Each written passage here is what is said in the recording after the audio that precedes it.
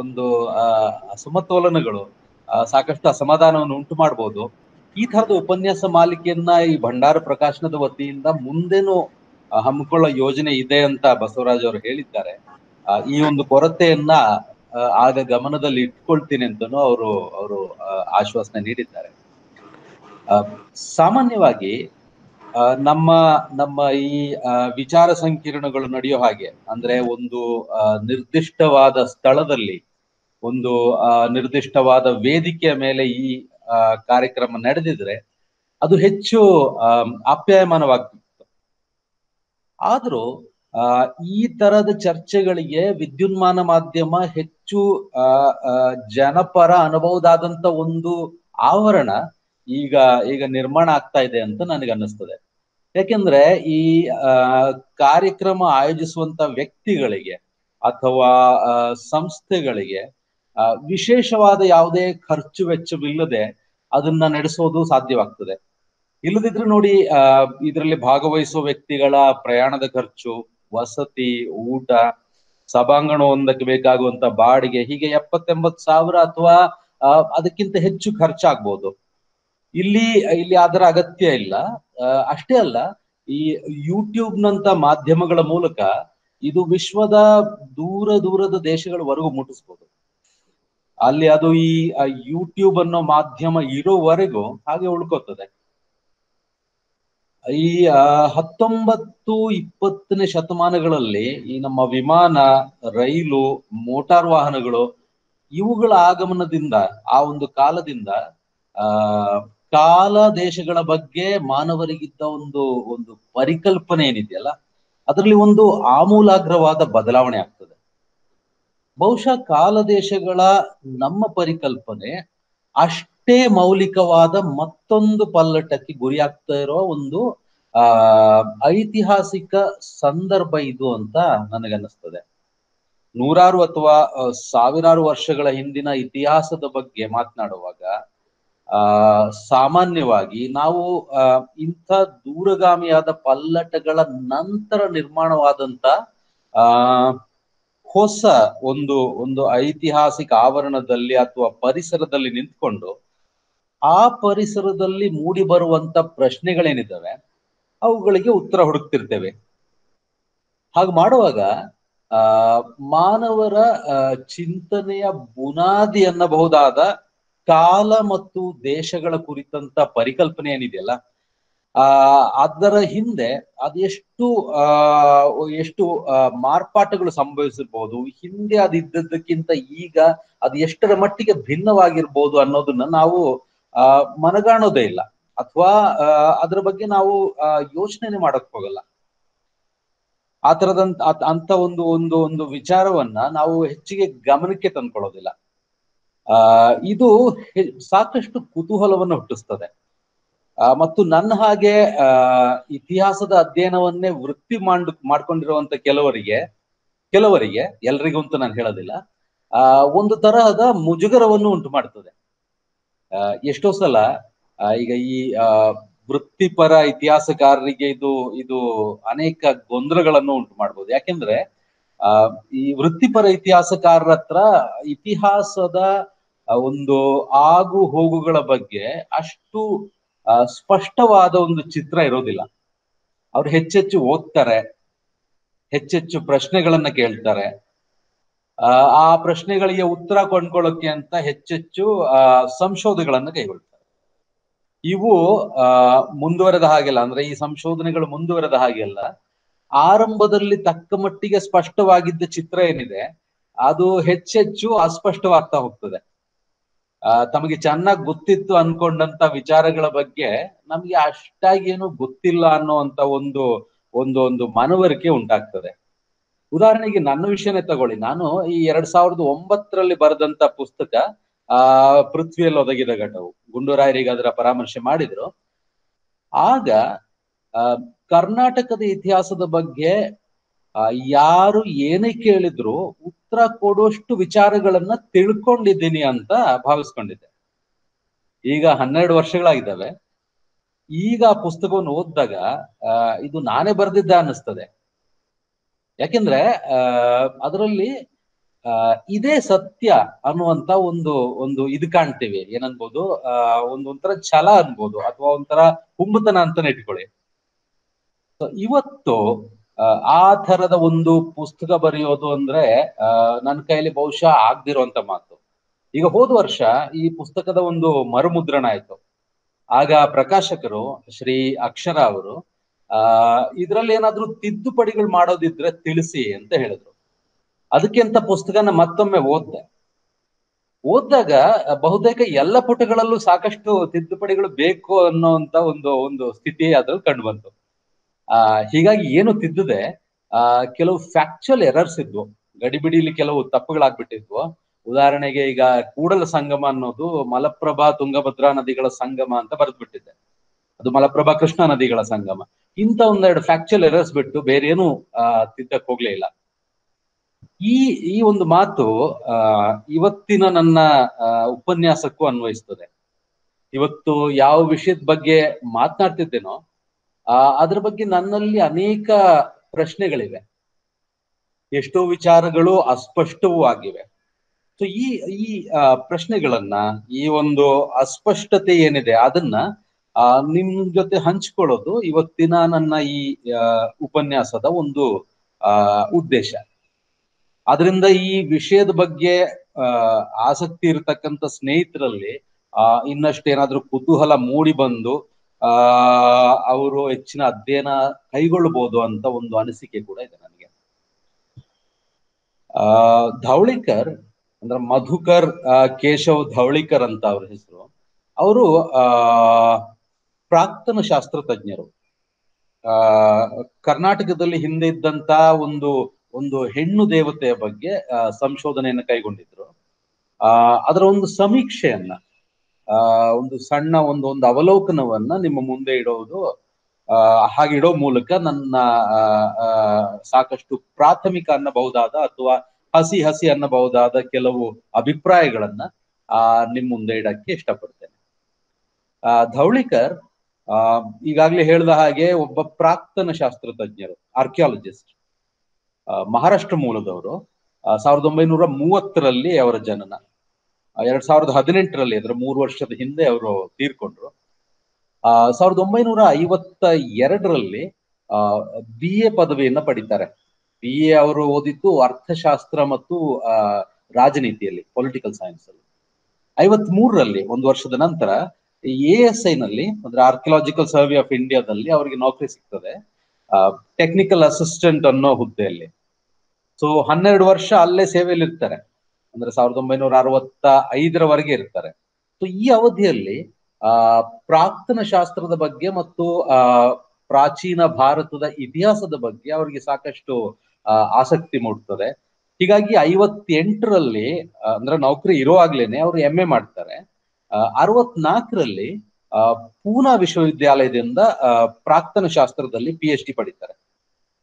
ನಂತರ 2 ವರ್ಷ 65ರಿಂದ 67ರವರೆಗೆ ನಾಗ್ಪುರ್ ವಿಶ್ವವಿದ್ಯಾಲಯದಲ್ಲಿ ಅವರು ಉಪನ್ಯಾಸಕರಾಗಿರ್ತಾರೆ. 67ರಲ್ಲಿ ಪೂನಾದ ಡೆಕ್ಕನ್ ಕಾಲೇಜಿಗೆ ಬರ್ತಾರೆ, ಅಲ್ಲಿ ಉಪನ್ಯಾಸಕರಾಗಿ ಬರ್ತಾರೆ. ಸೊ ಡೆಕ್ಕನ್ ಕಾಲೇಜ್ನ ನಿರ್ದೇಶಕರಾಗಿ 1990ರಲ್ಲಿ ಅವರು ನಿವೃತ್ತರಾಗ್ತಾರೆ.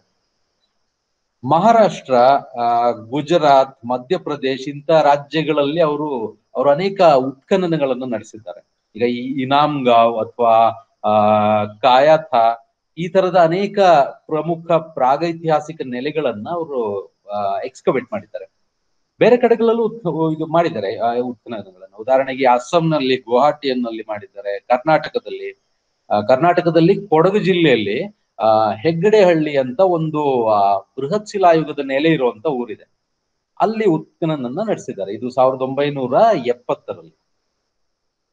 ನಮ್ಮ ಬಹಳ ಮಹತ್ವದ ವಿದ್ವಾಂಸರಲ್ಲಿ ಒಬ್ರು ಧವಳಿಕರ್. ಇಂಡಿಯನ್ ಹಿಸ್ಟರಿ ಕಾಂಗ್ರೆಸ್ನ ಅಧ್ಯಕ್ಷರಾಗಿದ್ರು ಅವರು. ಹಾಗೇನೆ ಹಿಂದೆ ಯೋಜನಾ ಆಯೋಗ ಅಂತ ಒಂದಿತ್ತು, ನಿಮ್ಗೆಲ್ಲ ನೆನಪಿರ್ಬೋದು, ಪ್ಲಾನಿಂಗ್ ಕಮಿಷನ್ ಅಂತ.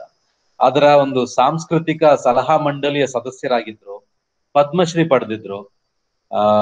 ಇತಿಹಾಸದ ಬಗ್ಗೆ ಸಾಕಷ್ಟು ಕಾಳಜಿಯಿಂದ ಅಧ್ಯಯನವನ್ನು ಕೈಗೊಂಡಿದ್ರು ಅವರು, ವಿಶೇಷವಾಗಿ ಸಾತವಾಹನರ ಬಗ್ಗೆ. ಹಾಗೇನೆ ಈ ವಾಸ್ತುಶಿಲ್ಪಗಳ ಸಂಶೋಧನೆ ಕೈಗೊಂಡಿದ್ರು. ಉದಾಹರಣೆಗೆ ಈ ಎಲ್ಲೋರಾದ ಕೈಲಾಸನಾಥ ದೇವಾಲಯದ ಬಗ್ಗೆ ಒಂದು ಉತ್ತಮವಾದ ಒಂದು ಲೇಖನವನ್ನ ಧವಳಿಕರ್ ಬರೆದಿದ್ದಾರೆ. ಹಾಗೇನೆ ಭಾರತದಲ್ಲಿ ಈ ನಾಣ್ಯಗಳ ಚಲಾವಣೆ ಶುರುವಾದ್ದು ಯಾವಾಗ ಮತ್ತು ಹೇಗೆ, ಇದ್ರ ಬಗ್ಗೆ ಅವರ ಒಂದು ಬಹಳ ಉತ್ತಮವಾದ ಲೇಖನ ಇದೆ. ಹಾಗೆ ಅನೇಕ ದೇವತೆಗಳ ಕುರಿತಾಗಿ ಅವರ ಅಧ್ಯಯನವನ್ನ ನಡೆಸಿದ್ದಾರೆ. ಗಣೇಶ, ಲಜ್ಜಾ ಗೌರಿ, ವಿಠ್ಠಲ, ಪಶುಪತಿ, ಹೀಗೆ. ಈ ಶಾಕಂಭರಿ ಬಗ್ಗೆ ಇವತ್ತು ನಾನೇನು ಮಾತಾಡ್ತಿದ್ದೇನೆ ಅದು ಈ ಸಾಲಿನ ಅವರ ಅಧ್ಯಯನಗಳಲ್ಲಿ ಒಂದು. ಶಾಕಂಭರಿಯ ಒಂದು ವರ್ಣನೆ ಅನೇಕ ಸಂಸ್ಕೃತ ಗ್ರಂಥಗಳಲ್ಲಿ ಬರ್ತವೆ. ಆದ್ರೆ ಕಲೆಯಲ್ಲಿ ಅಂದ್ರೆ ಶಿಲ್ಪಕಲೆಯಲ್ಲಿ ಶಾಕಂಭರಿಯನ್ನ ಗುರುತಿಸೋಕೆ ಆ ಒಂದು ಶ್ರಮ ಈವರೆಗೂ ನಡೆದಿಲ್ಲ ಅಂತ ಹೇಳೋ ಮೂಲಕ ಧವಳಿಕರ್ ಅವರು ತಮ್ಮ ಲೇಖನವನ್ನ ಆರಂಭಿಸ್ತಾರೆ. ಇದು 1987ರಲ್ಲಿ ಪ್ರಕಟವಾದಂತ ಒಂದು ಲೇಖನ. Annals of the Bhandarkar oriental research institute ಅನ್ನೋ ಪತ್ರಿಕೆಯಲ್ಲಿ ಅದು ಪ್ರಕಟವಾಗ್ತದೆ. ಪತ್ರಿಕೆಯ 68ನೇ ಸಂಪುಟದಲ್ಲಿ ಶಾಕಂಭರಿ ದಿ ಹೆಡ್ಲೆಸ್ ಗಾಡಸ್ ಅಂತ ಲೇಖನದ ಹೆಸರು. ಮೊದಲಿಗೆನೆ ಈ ದೇವಿ ಮಹಾತ್ಮ್ಯದಲ್ಲಿ ಬರುವಂತ ಶಾಕಂಭರಿಯ ಒಂದು ವರ್ಣನೆ ಇದೆ. ಆ ವರ್ಣನೆಯನ್ನ ಅವ್ರು ಕೊಡ್ತಾರೆ. ದೇವಿ ಮಹಾತ್ಮ್ಯ ಅಂದ್ರೆ ಅದು ಈ ಮಾರ್ಕಂಡೇಯ ಪುರಾಣದ ಒಂದು ಭಾಗ. ಕ್ರಿಸ್ತಶಕ 6-7ನೇ ಶತಮಾನದ ಸುಮಾರಿಗೆ ರಚಿತವಾದದ್ದು ಅಂತ ತಜ್ಞರು ಹೇಳ್ತಾರೆ. ಅಲ್ಲಿನ ವರ್ಣನೆ, ಅಲ್ಲಿ 2 ಶ್ಲೋಕಗಳಿವೆ. ಆ ಶ್ಲೋಕಗಳನ್ನ ಮೊದಲು ನೀಡ್ತಾರೆ. ಅದು ಈ ತರ ಬರ್ತದೆ: ತಥೋಹಂ ಅಖಿಲಂ ಲೋಕಂ ಆತ್ಮದೈವ ಸಮುದ್ಭವೈ ಭರಿಷ್ಯಾಮಿ ಸುರಾ ಶಾಕೈ ಆವೃಷ್ಟೆ ಪ್ರಾಣಧಾರಕೈ ಶಾಕಂಬರೀತಿ ವಿಖ್ಯಾತಿಂ ತದಾ ಯಸ್ಯಾಮ್ಯಹಂ ಭುವಿ ತತ್ರೈವ ಚ ವಧಿಷ್ಯಾಮಿ ದುರ್ಗಮಾಖ್ಯಂ ಮಹಾಸುರಂ. ಇದು ಆ 2 ಶ್ಲೋಕಗಳು. ಅಂದ್ರೆ ಸುರರ ಹತ್ರ ಮಾತಾಡ್ತಿದ್ದಾಳೆ, ಇವಳು ಹೇಳ್ತಿದ್ದಾಳೆ, ಮಳೆ ಆಗೋ ತನಕ, ಬಹುಶಃ ಬರಗಾಲ ಇದ್ದಿರ್ಬೋದಾಗ, ಸೊ ಮಳೆ ಆಗುವವರೆಗೆ ನನ್ನ ದೇಹದಿಂದ ಹುಟ್ಕೊಳ್ಳುವಂತ ಸಸ್ಯಗಳಿಂದ ಇಡೀ ಜಗತ್ತಿನ ಪೋಷಣೆಯನ್ನ ನಾನು ಮಾಡ್ತೇನೆ. ಆಗ ನಾನು ಜಗತ್ತಿನಲ್ಲಿ ಶಾಕಂಭರಿ ಅನ್ನೋ ಹೆಸರಿಂದ ಖ್ಯಾತಳಾಗಿರ್ತೀನಿ. ಶಾಕಂಭರೀತಿ ವಿಖ್ಯಾತಿಂ ತದಾ ಯಸ್ಯಾಮ್ಯಹಂ ಭುವಿ. ಹಾಗೇನೆ ದುರ್ಗಮಾಖ್ಯಂ ಮಹಾಸುರಂ, ದುರ್ಗಮ ಅನ್ನುವಂತ ಒಬ್ಬ ಅಸುರನನ್ನು ಆ ಅವಧಿಯಲ್ಲಿ ನಾನು ಕೊಲ್ತೇನೆ. ಶಾಕಂಭರಿ ಅಂದ್ರೆ ಸಸ್ಯಗಳ ದೇವತೆ ಅಂತ ಒಂದು ಪ್ರತೀತಿ. ಇದು ಬಹಳ ಹಿಂದಿನಿಂದಲೂ ಹಾಗೆ ಇತ್ತು ಅನ್ನೋದಕ್ಕೆ ಈ ದೇವಿ ಮಹಾತ್ಮ್ಯದ ಈ 2 ಶ್ಲೋಕಗಳು ಒಂದು ನಿದರ್ಶನಗಳು, ಅದರಿಂದ ಸ್ಪಷ್ಟ ಆಗ್ತದೆ. ಈಗ ಈ ಶಾಕಂಭರಿ ಮಹಾತ್ಮ್ಯ ಅಂತ ಮತ್ತೊಂದು ಕೃತಿ ಇದೆ. ಇದು ಸ್ಕಂದ ಪುರಾಣಕ್ಕೆ ಸೇರಿದ್ದು ಅಂತ ಒಂದು ನಂಬಿಕೆ ಇದೆ. ಈ ಸ್ಕಂದ ಪುರಾಣ ಅನ್ನೋದು ಒಂದು ಏನನ್ಬೋದು, ಅದನ್ನ ಒಂದು ಗೋಣಿಚೀಲ ಇದ್ದಾಗೆ ನೋಡಿ. ಅದ್ರಲ್ಲಿ ಏನ್ ಬೇಕಾದ್ರೂ ತುಂಬೋದು ನೀವು. ಯಾವುದೇ ಒಂದು ಊರಿನ ಒಂದು ಸ್ಥಳ ಪುರಾಣವನ್ನ ನೀವು ಸಂಸ್ಕೃತದಲ್ಲಿ ರಚನೆ ಮಾಡಿ ಅದು ಸ್ಕಂದ ಪುರಾಣಕ್ಕೆ ಸೇರಿದ್ದು ಅಂತ ಹೇಳ್ಬೋದು. ಆ ತರದ ಎಷ್ಟೋ ರಚನೆಗಳು ಸ್ಕಂದ ಪುರಾಣದ ಪಾಠದಲ್ಲೇ ಸಿಗ್ತವೆ ನಮ್ಗೆ. ಈಗ ಸುಮಾರು ಈ 18ನೇ ಶತಮಾನದವರೆಗೆ ನಿರಂತರ ಮಾರ್ಪಾಟು ಪಡ್ಕೊಂಡು ಹೊಸ ಹೊಸ ಪಾಠಗಳು ಸೇರ್ಪಡೆ ಆಗ್ತಾ ಬಂದಂತ ಒಂದು ಕೃತಿ ಇದು ಯಾವುದು, ಸ್ಕಂದ ಪುರಾಣ. ಈ ಮೂಲ ಸ್ಕಂದ ಪುರಾಣ ಒಂದಿತ್ತು, ಅದಕ್ಕೂನು ಈಗ ನಮ್ಮ ಹತ್ರ ಇರುವಂತ ಸ್ಕಂದ ಪುರಾಣಕ್ಕೂ ಸಾಕಷ್ಟು ಅಂತರಗಳಿವೆ, ಸಾಕಷ್ಟು ವ್ಯತ್ಯಾಸ ಇದೆ. ಸಾಕಷ್ಟೇನು ಸಂಪೂರ್ಣವಾಗಿ ಬೇರೆ 2 ಪಾಠಗಳು ಅಂತಾನು ನಾವು ಕರೀಬಹುದು. ಯಾಕೆಂದ್ರೆ ಈ ಅತ್ಯಂತ ಹಳೆಯ ಸ್ಕಂದ ಪುರಾಣದ ಒಂದು ಪಾಠ ನಮ್ಗೆ ನೇಪಾಲ್ನಲ್ಲಿ ಸಿಗ್ತದೆ. ಇದು 9ನೇ ಶತಮಾನದ ಆರಂಭದಲ್ಲಿ ತಯಾರಾದಂತ ಒಂದು ಹಸ್ತಪ್ರತಿ. ಇದು ಅದರಲ್ಲಿ ಈಗಿರೋ ಪಾಠದಲ್ಲಿ ಕಾಣುವಂತ ಅನೇಕ ಮಹಾತ್ಮ್ಯಗಳು ಇಲ್ವೇ ಇಲ್ಲ. ಉದಾಹರಣೆಗೆ ತಿರುಪತಿ ಬಗ್ಗೆ ಏನು ವೆಂಕಟಾಚಲ ಮಹಾತ್ಮ್ಯ ಅಂತ ಈಗ ಸ್ಕಂದ ಪುರಾಣದಲ್ಲಿದೆ, ಆ ಭಾಗವೇ ಇಲ್ಲ ಅದರಲ್ಲಿ. ಹಾಗೆ ಪುರಿಯ ಜಗನ್ನಾಥ ದೇವಾಲಯದ ಬಗ್ಗೆ ಪುರುಷೋತ್ತಮ ಕ್ಷೇತ್ರ ಮಹಾತ್ಮ್ಯ ಅಂತ ಸ್ಕಂದ ಪುರಾಣದಲ್ಲಿ ಬರ್ತದೆ. ಈ ನೇಪಾಳ ಹಸ್ತಪ್ರತಿಯಲ್ಲಿ ನಮ್ಗೆ ಅದು ಸಿಗೋದಿಲ್ಲ. ಇರೋ ಭಾಗಗಳ ಪಾಠವು ಹೆಚ್ಚು ಕಡಿಮೆ ಸಂಪೂರ್ಣವಾಗಿ ಬೇರೆನೆ ಅನ್ಬೋದು. ಯಾಕೆಂದ್ರೆ ಈಗ ಈ ಕಾಶಿಕಾಂಡನೆ ತಗೊಳ್ಳಿ, 5-6 ಅಧ್ಯಾಯಗಳು ಮಾತ್ರ ಇವೆ ಈ ನೇಪಾಲ್ ಪಾಠದಲ್ಲಿ. ಕಥೆನೂ ಅಷ್ಟೇ ಭಿನ್ನ. ಅದರ ಒಂದು ಪಂಡಿತ ಆವೃತ್ತಿ ಮತ್ತು ಒಂದು ಇಂಗ್ಲಿಷ್ ಅನುವಾದ ಈಗ ಹಂತವಾಗಿ ನಡೆದಿದೆ. ಈ ನೆದರ್ಲ್ಯಾಂಡ್ಸ್ ನ ಲೈಡನ್ ನಿಂದ ಅದು ಪ್ರಕಟ ಆಗ್ತಾ ಇದೆ. ಈ ಹ್ಯಾನ್ಸ್ ಬೆಕ್ಕರ್ ಮತ್ತು ಅವರ ಅವರ ಕೆಲವು ಸಹೋದ್ಯೋಗಿಗಳ ಒಂದು ಮಾರ್ಗದರ್ಶನದಲ್ಲಿ ಆ ಕೆಲಸ ಅನೇಕ ವರ್ಷಗಳಿಂದ ನಡೀತಾ ಬಂದಿದೆ. ಹಲವು ಅಧ್ಯಾಯಗಳಿಗಾಗಲೇ ಪ್ರಕಟವಾಗಿವೆ.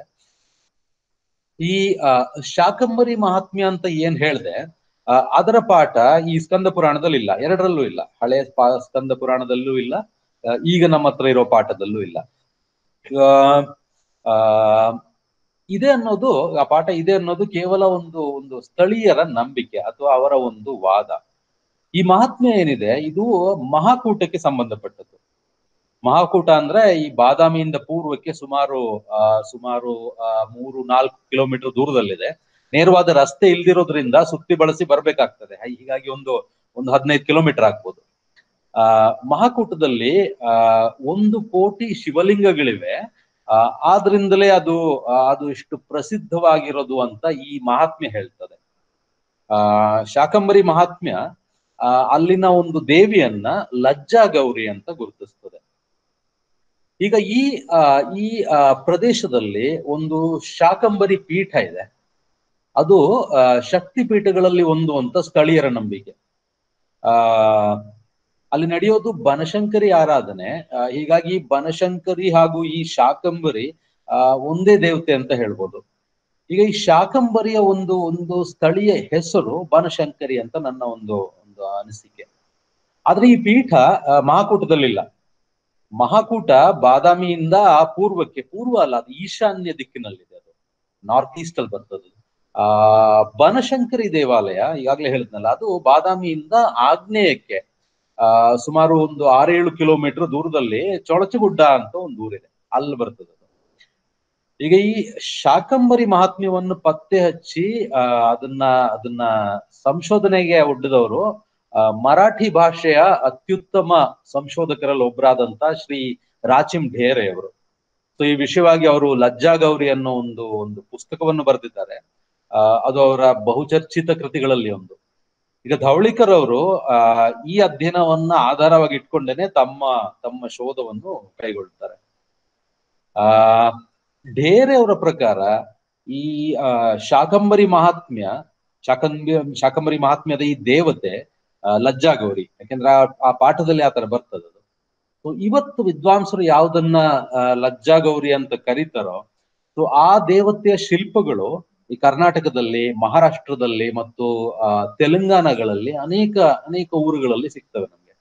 ಬೇರೆ ಕಡೆಗಳಲ್ಲೂ ಹೀಗೆ. ಉದಾಹರಣೆಗೆ ಉತ್ತರ ಪ್ರದೇಶದಲ್ಲಿ ಈ ಅಲಹಾಬಾದ್ ಹತ್ರ ಭೀತಾ ಅಂತೊಂದು ಊರು ಬರ್ತದೆ. ಇಲ್ಲಿ ನಮ್ಗೆ ಒಂದು ಟೆರಾಕೋಟಾ ಮೂರ್ತಿ ಸಿಗ್ತದೆ. ತಲೆ ಇಲ್ಲದಂತ ಒಂದು ಮೂರ್ತಿ ಅದು. ಈ ಕಾಲುಗಳನ್ನ ಸ್ವಲ್ಪ ಅಗಲವಾಗಿ ಇಟ್ಕೊಂಡು ಯೋನಿ ಕಾಣೋ ಹಾಗೆ ಕೂತಿರುವಂತ ಒಂದು ಮೂರ್ತಿ ಅದು. ಇದು ಬಹುಶಃ ಈ ಸಾಲಿನ ಅತ್ಯಂತ ಹಳೆಯ ಮೂರ್ತಿ ಅಂತ ಹೇಳ್ಬೋದು. ಇದು ಕ್ರಿಸ್ತಪೂರ್ವ 2ನೇ ಶತಮಾನದ್ದು ಅಂತ ತಜ್ಞರು ಊಹಿಸಿದ್ದಾರೆ.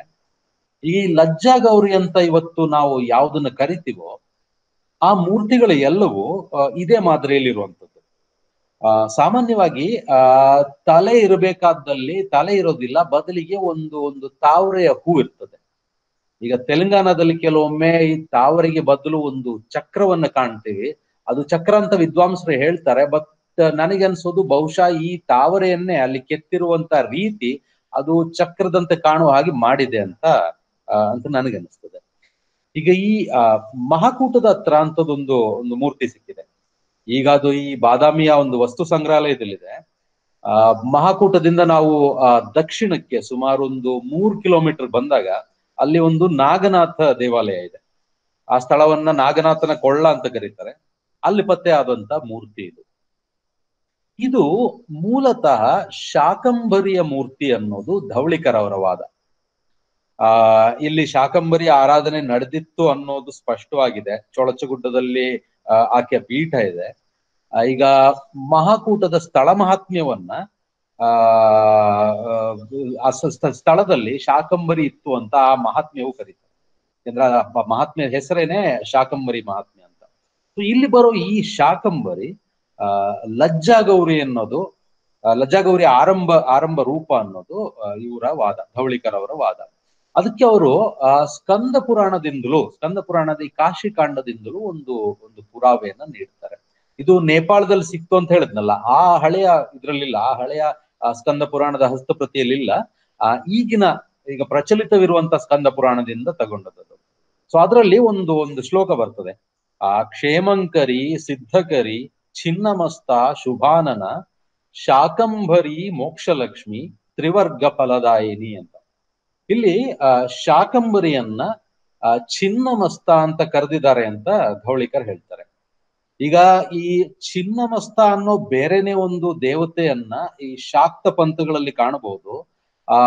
ಆಕೆ ಶಿಲ್ಪಗಳಲ್ಲಿ ತನ್ನ ಕುತ್ತಿಗೆಯನ್ನ ತಾನೇ ಕಡಿದು ಒಂದು ಕೈಯಲ್ಲಿ ತಲೆ, ಇನ್ನೊಂದು ಕೈಯಲ್ಲಿ ಅದನ್ನು ಕಡಿದಂತ ಖಡ್ಗ, ಇವುಗಳನ್ನ ಇಟ್ಕೊಂಡು ನಿಂತಿರ್ತಾಳೆ. ಆದ್ರೆ ಈ ಶ್ಲೋಕದಲ್ಲಿ ಬರುವಂತ ಛಿನ್ನಮಸ್ತ ಅನ್ನೋದು ಶಿರವಿಲ್ಲದ ದೇವತೆ, ಅವಳೇ ಬೇರೆ. ಇವಳು ಶಾಕಂಬರಿ ಅಂತ ಧೌಳಿಕರ್ ಅವರು ಹೇಳ್ತಾರೆ. ಕ್ಷೇಮಂಕರಿ ಸಿದ್ಧಕರಿ ಛಿನ್ನಮಸ್ತ ಶುಭಾನನ ಶಾಕಂಭರಿ ಮೋಕ್ಷಲಕ್ಷ್ಮಿ ತ್ರಿವರ್ಗ ಫಲದಾಯಿನಿ.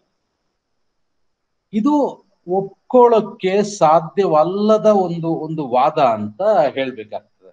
ಯಾಕೆಂದ್ರೆ ಧೌಳಿಕರ್ ಅವರು ಈ ಶ್ಲೋಕ ಎಲ್ಲಿ ಬರ್ತದೆ ನೋಡಿ, ಅಂದ್ರೆ ಸ್ಕಂದ ಪುರಾಣದಲ್ಲಿ ಆ ಸಂದರ್ಭವನ್ನ ಗಮನಕ್ಕೆ ತಗೊಳ್ಳೋದಿಲ್ಲ.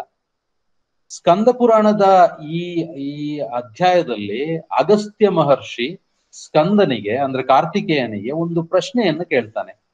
ಪಾರ್ವತಿ ಹೃದಯಾನಂದ ಸ್ಕಂದ ಸರ್ವಜ್ಞ ನಂದನ ಕಾಸ್ತು ಶಕ್ತಯಸ್ತಾವೈ ತಾಸಾಂ ನಾಮಾನಿ ಮೇವದ.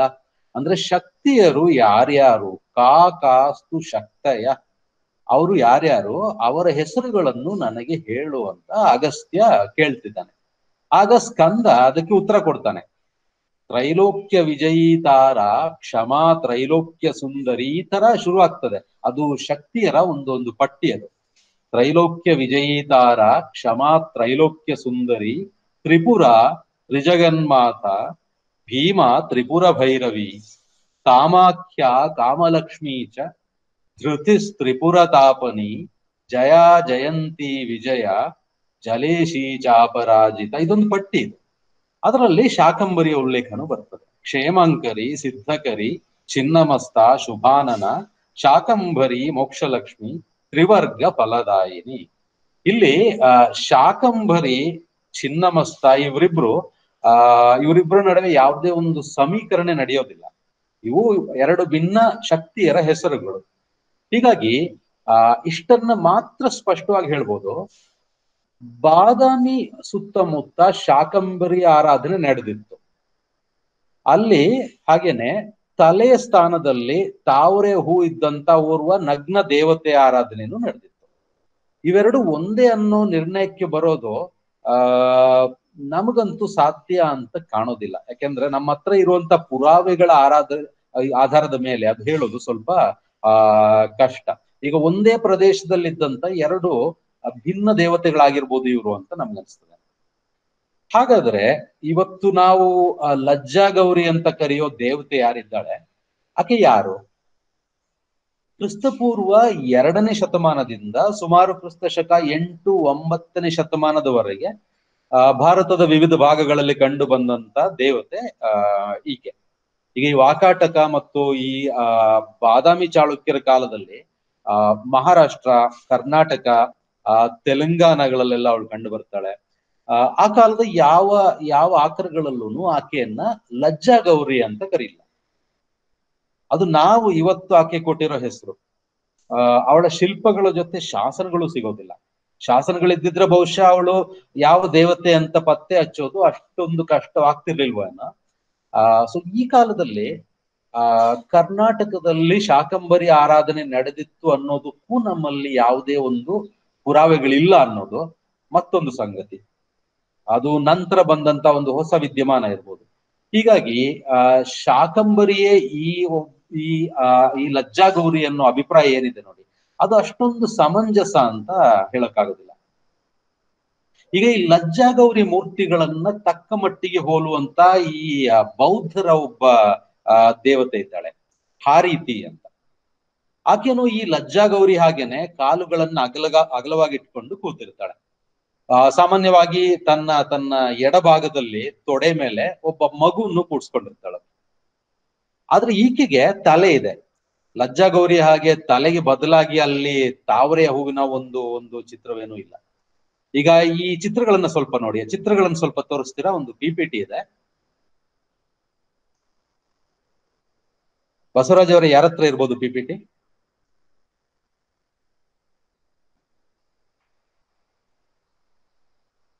ಹಲೋ,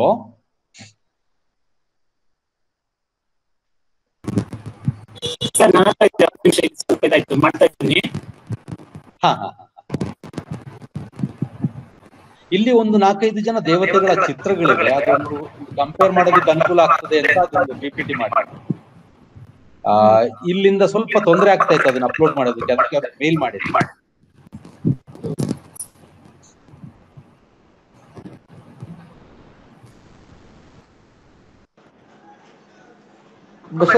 ಸ್ಕ್ರೀನ್ ಶೇರ್ ಮಾಡ್ರಿ, ಗೊತ್ತಾಗ್ತದೆ.